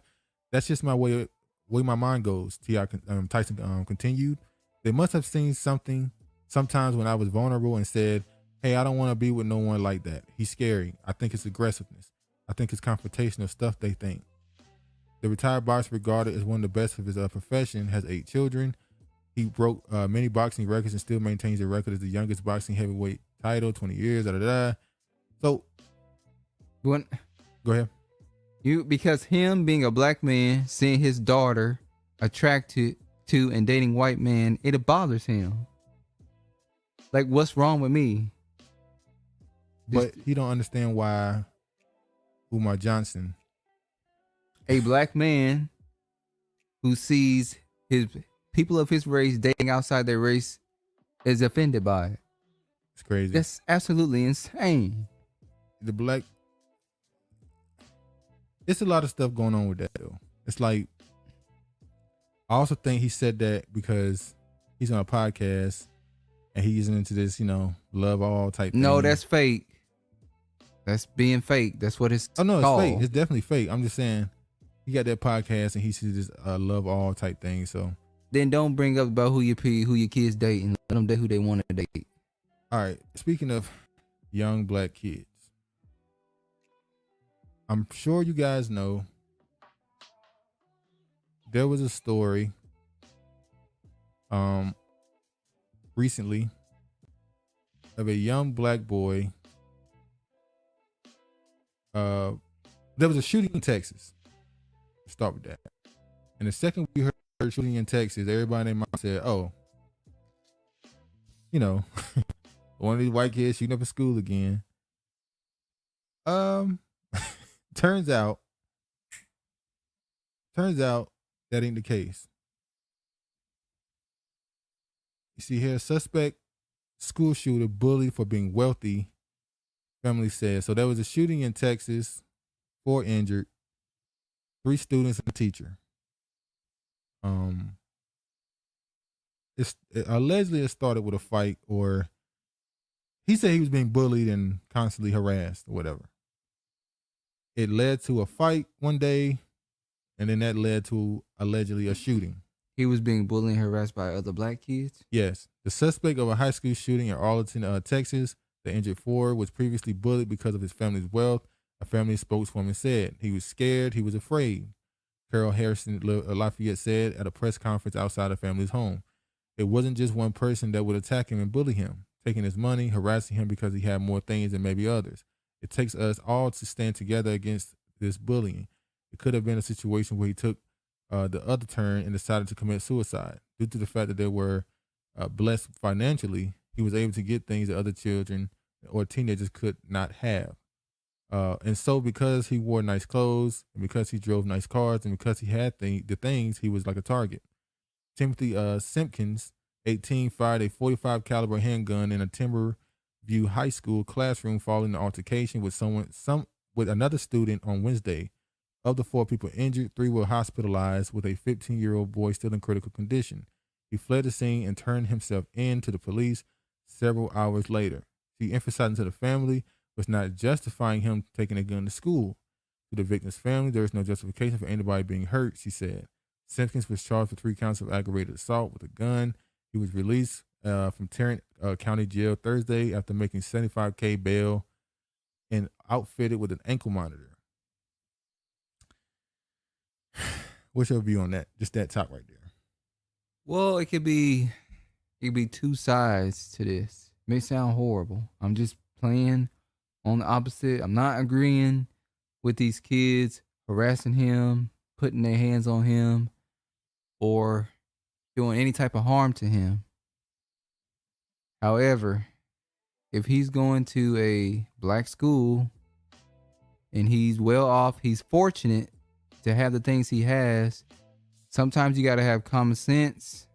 You got to kind of not be as flashy, especially when you have people who are less fortunate than you, and they're going to be jealous of the things that you have because they don't have them.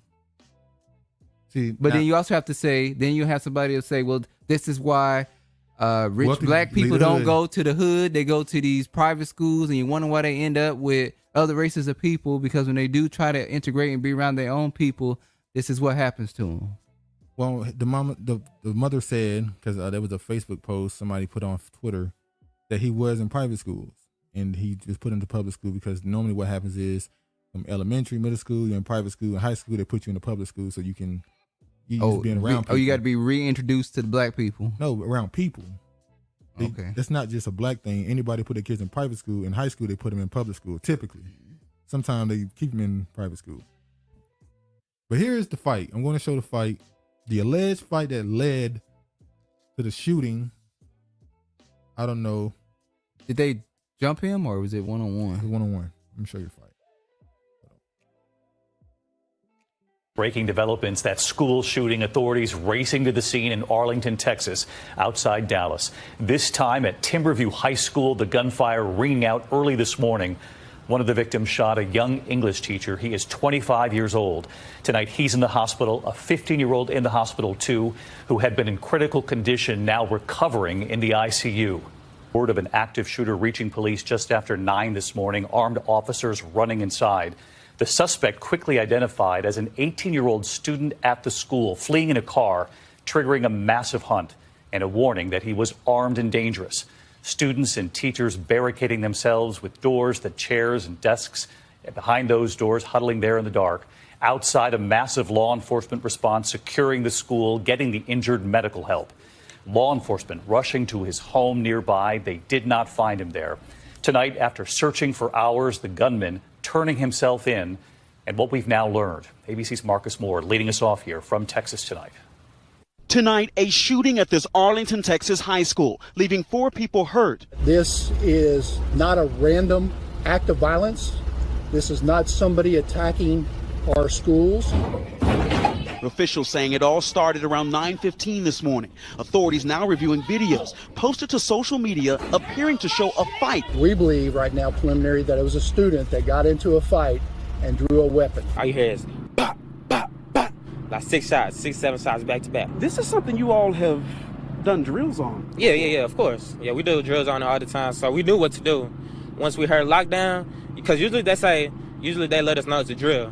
But they said lockdown, so we knew it was in our drill. Police identifying the suspect as 18-year-old Timothy George Simpkins, a Timberview High School student who turned himself in after an hours-long manhunt. Students sheltering in place. Teacher Dale Topham was just down the hall with his students, and together they barricaded the door. When they realized it was shooting, there was no hesitation, no confusion, no chaos. They just immediately sprang into action. One 25-year-old teacher and 3 teenage students were wounded during the shooting.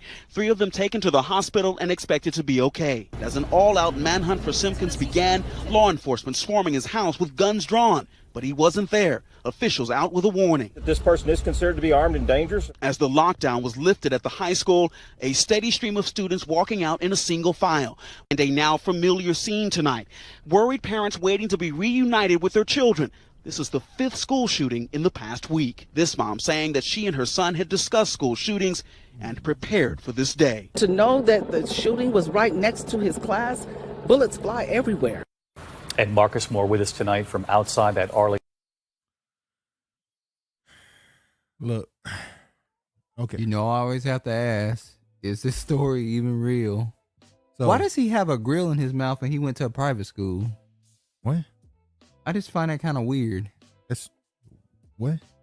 He had a grill in his mouth. That's kind of weird. They would show that picture. Oh, you mean they show that picture? They showed him with a grill in his mouth. Did you think it's where he got a grill, or did they show him in a grill? Both. There's nothing wrong with him having a grill.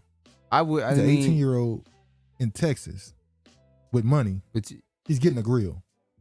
It's like being shot at a person in Florida got a grill. What? I don't know. I kind of, when I'm imagining a person who went to a private school, I'm not really imagining he went to them. a private school, I mean, he don't around black people. I'm pretty sure they didn't allow grills and stuff like that in a private school. Who says he wore it to school?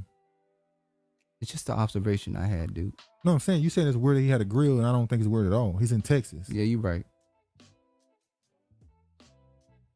You're right. I don't get it. So you're not going to explain the point? No, I'm sorry. When I think of and it may be me just putting a stereotype. Okay. I'm stereotyping him. Okay. I'm just going to come out and say it. I'm stereotyping him as a black kid in a private school, and I just don't imagine him having a grill. My point is, so he was being flashy then with the grill and all that. The nice being flashy. So wait, you can't wear a grill and earrings I got caught up. You can't wear a grill and earrings now. That's no, flashy. I'm not saying nobody should have put their hands on this young man. You're not. Hold on. I'm not saying that because that may be taken out of context in the conversation. That. He's not. It's saying the same that. thing that we talked about when Kwame was talking about Hassan Campbell going back to the hood, wearing chains and stuff, knowing that it's going to provoke the people in the community. I know he's a kid, 14 but he's also dealing with other kids his age, right? I guess. But I'm just saying, Hassan is 40. He's what? He's 40. Hassan is 40. So can't really compare. But a 40-year-old can't wear nice jewelry and stuff.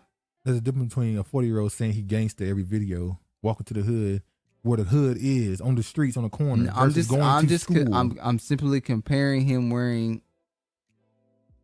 He's a young man coming from a private school to a public school around kids that are less fortunate than him, and they are obviously envious of his wealth. That's not his problem. That's a they problem. But same thing can go with Hassan. I mean, that's a they problem. They're envious. No. See, it's not even close to the same. You're comparing a person going to a school to a person literally going to the block. Well, to be honest with you, I don't think that kids should be allowed to wear grills at schools. Why? I just don't think you should be able. So you think kids for me, I don't think the high school I went to, you couldn't wear grills in your mouth. I don't believe. They have a dress code. They have a standard for schools. What? What are you saying? What? Because you're saying they had a dress code at Hoke High? Yes, they did have a dress code. What was the dress code? I don't remember. It's been like. Just give me one identification of anything. I don't remember. The only dress code I remember is girls couldn't wear a skirt too high. That's it. Had to put Spanx underneath it. I wish dudes couldn't walk around with a tank top on, obviously. Like I said, there are certain dress codes that schools have. I don't remember verbatim what every dress code was, but I don't think that you could wear a grill in your mouth. Okay, but all right, past that point. All right, we made our point. I'm not condemning the young man. That's what people gonna think. That's not what I'm saying. I'm just saying if I am a guy, especially the way he was getting tossed around in that video, that I know that I really can't. Like I would just try to tone it down. Well, you have somebody to have sense. He's 18. Once again, yeah, but that's why the parents. He's not 40. He's not 30. But that's 18. why the parents should have some sense to know the school that they're sending their kid into, that they're gonna have to tone it down. Nah, I don't agree with that. You can't stop nobody from wearing what they want to wear. It should have been the teachers. Should have saw the bullying. You can't stop nobody from wearing what they want to wear. No. Once again, this is not just you're not. Stop comparing the damn streets, the corner block, to school. It's not the same. Well, some schools. It's the same in some schools. Let's keep it 100. And clearly by this fucking school, it's the same as the damn street. The school don't look raggedy to them. No, the school ain't got it. Some of the damn streets ain't raggedy. That they niggas be on corners. What you talking about? Sorry, I can't compare. I'm not comparing two. It's two totally no, because I'm gonna clear it up myself. No, I'm trying to get a point across. I'm not gonna compare an 18-year-old going to school with a grill to a 40-year-old dude calling himself gangster going to the block. I'm not comparing that with a chain on and wristwatch and he diamond had earring. on some of the same things probably. He's though. not going to the block saying he gangster. But he don't need to go to school with all that stuff on either. What he going to so school? He's not allowed to express himself? Hassan not allowed to express himself? High school. If you got the freshest clothes, you wearing them. If you can afford it, you wearing that stuff. No, not everybody is flashy, dude. I didn't say they were. I don't think it's necessary for you to have on gold chains, watches, grills in your mouth. You're not going to school to be seen. You're going to school to get an education. Let's stop that. That's not for everybody dumb. though. That whole idea of not going to school that's not dumb. Is not that's not true. Some people are mature and don't have that mindset though. Majority of these people are going to school to be seen. Well, in the end, didn't work out too well. That's how it is. I don't know how you looking at this like they're 30. They're 18. Hell, some of them look 30. They're 18 and they got Have you seen the babies that's been born during COVID? They're 18, 17, 15 and have access to the best clothes, the best. They're wearing that. I'm not gonna tell them they can't wear it because don't be flashy. Yeah, you do. Your parent tell you not so wearing now you that. said the parents should have stopped him from wearing the clothes instead of the other parents telling the kid to stop bullying somebody. That's not what I'm saying, dude. Why can't we have common sense? Why is it hard to have common sense? Why can't we put ourselves in situations where we know that it's not going to lead to something like this? It's not hard to do. What you mean what's not hard? Clearly, he must have been getting bullied for... This had to be going on for a little bit. What you mean? Clearly, they had been bothering him for a little bit based on his wealth. So he was to start wearing his jewelry and stuff? Who he wearing it for? Clearly, they not in. He's who, not in. Who he wearing it for? Yeah, who's he wearing it for? The girls, maybe. I'm not understanding how this is confusing you. It's not confusing me. I'm not going to compare this to a grown man. I'm sorry, I can't do it. I can't. Let's just disagree. I don't think it's comparable to Hassan Campbell's situation. I'm not comparing. I know it You sounds like it. I'm comparing it to Hassan Campbell because I'm like, if we could tell this adult man who should know better to do this, then as a parent, we should be able to tell this child, may not be a good idea for you to wear gold teeth. That may not be a good idea for you to wear. What's this gonna change? Okay, he don't wear it. What changes? What change it? Maybe it might be he don't viewed wear to go. He differently. don't wear to go the grill and the earring and the watch. He don't wear. I think he probably would have been viewed differently. So after he's already been bullied, one day he comes to school without it on. What happens? No, they should have allowed it from the beginning. So wait. So before he even started getting bullied because of it, he's not supposed to wear it. Just yeah. Because it don't make sense. So you're saying after he already got bullied, he should stop wearing it. They ain't gonna go well for him because now they're gonna say, "Oh, you a punk." You ain't Well, wearing it hell, today? he's calling a punk anyway for continuing to wear it. So he still got his ass whooped in the end. So what's the point? What's the difference? Look, I'm not saying he should have shot nobody. I'm just saying. I guess he had to get him up off of him. Them kids ain't gonna bully nobody else. I ain't defending it. They ain't gonna bully nobody else ever. Look, listen, I'm not defending it. I'm not even gonna laugh. I'm not defending it. I'm not saying he should have brought no gun to school and shot nobody. But if you're gonna bully somebody, and then once again, we don't know the truth of the facts. We don't know he was actually being bullied. That's what the parents are saying that he was. That's what the parents are saying. The parents saying he was being bullied because of his clothes and stuff. Do I think that's believable? Hell yeah. I'm just saying. I just believe. I'm not finna tell my child to stop wearing the clothes that I can afford to give him, and the jewelry and stuff, the stuff that I can afford because you. Then you go to the school every day and you fight and defend for your kid. Then nobody in that school gonna bully no more. Which I don't. I believe there's more to the story. I believe there's more to the story that's not being told. If this is bullying, this is a greatest ad campaign against bullying. Because hopefully nobody died. There's one 15-year-old who's in critical care. They said, if everybody lives, everybody learned a lesson if they listen. Or this is the greatest storyline they've came up with. School shootings.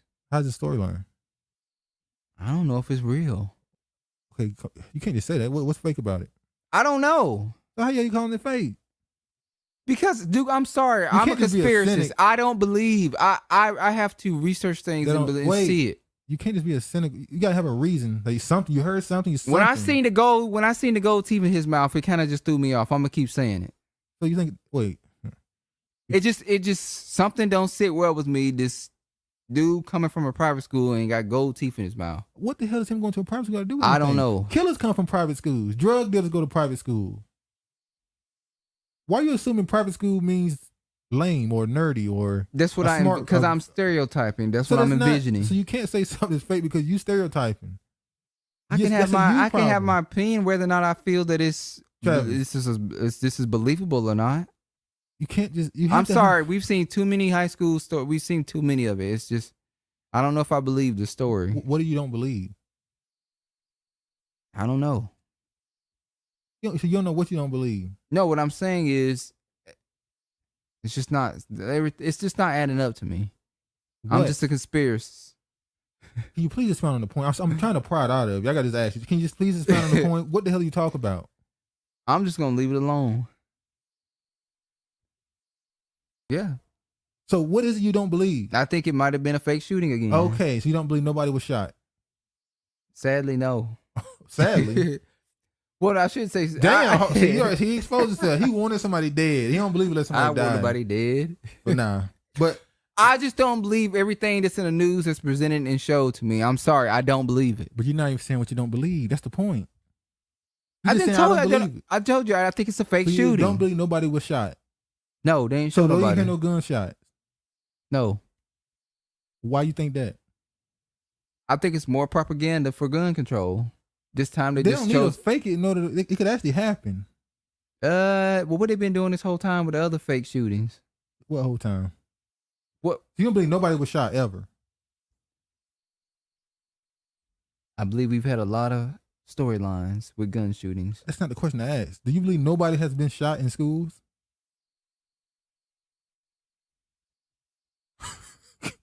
What the hell is wrong?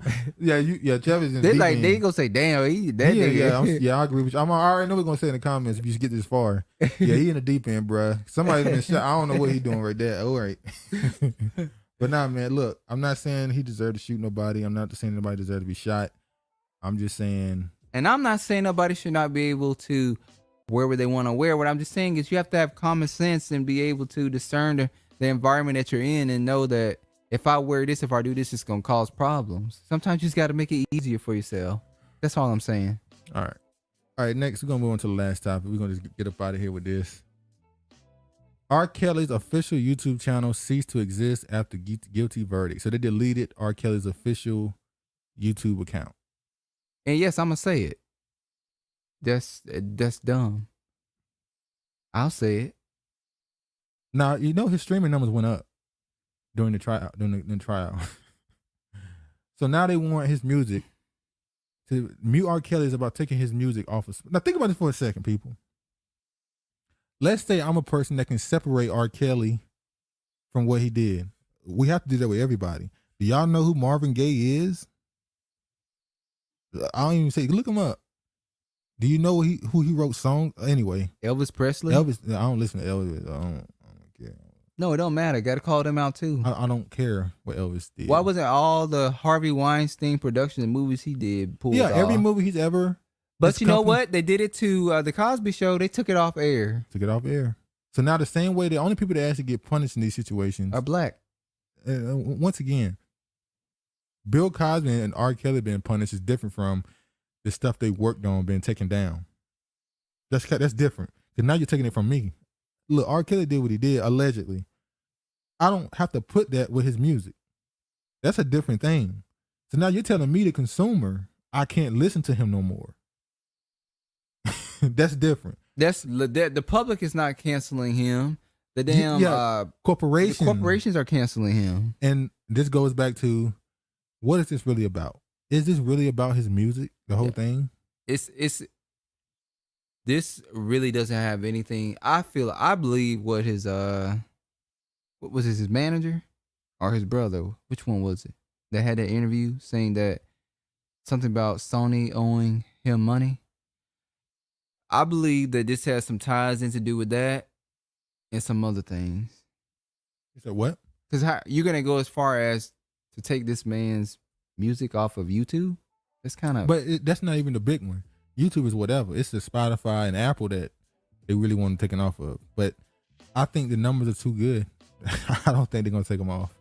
I think those two YouTube channels they took them down because he is associated with them, so he's making money off of them. That's why they took them off. But I don't think they took them all the way down. But anyway, man, I think that's long enough. We talked about a lot of stuff. It's crazy. We talked about COVID, the money system. We talked about interracial. When we talked about Umar Johnson, talked about the right to carry and shoot, protection, and we talked about R. Kelly in one pod. Talk about stringing it together. It's a lot going on out here. But yeah, man, I hope y'all enjoyed the show. Please like, comment, subscribe, and share. Hit the notification. I haven't said that in a while. And we appreciate the support. We really appreciate the people who show up every time and tell us you enjoy it. If you got anything you want us to talk about, please link it. We'll look at it. Anything, anything you want us to speak about, we'll give our opinion on it if you value that opinion. And you guys, a couple of y'all have done it in the past, shared articles. Yeah, they've done it in the past. And nobody's asking you guys to not express how you feel with that, what we spoke about earlier. It's just, no, don't curse because they might delete it. We don't know how. No, I mean, we don't as know far why as they're deleting comment. If you have a different opinion or you view things differently, it's just sometimes you gotta know when to. Oh, you talking about the truth seeker dude? Yes. Yeah, I mean, I think he kind of went a little far on that lady, but yeah. And it's not. I think he he did. Yeah, but anyway, man. Hope y'all enjoy the show. Y'all be safe out there. All praise to the Most High. And peace, man.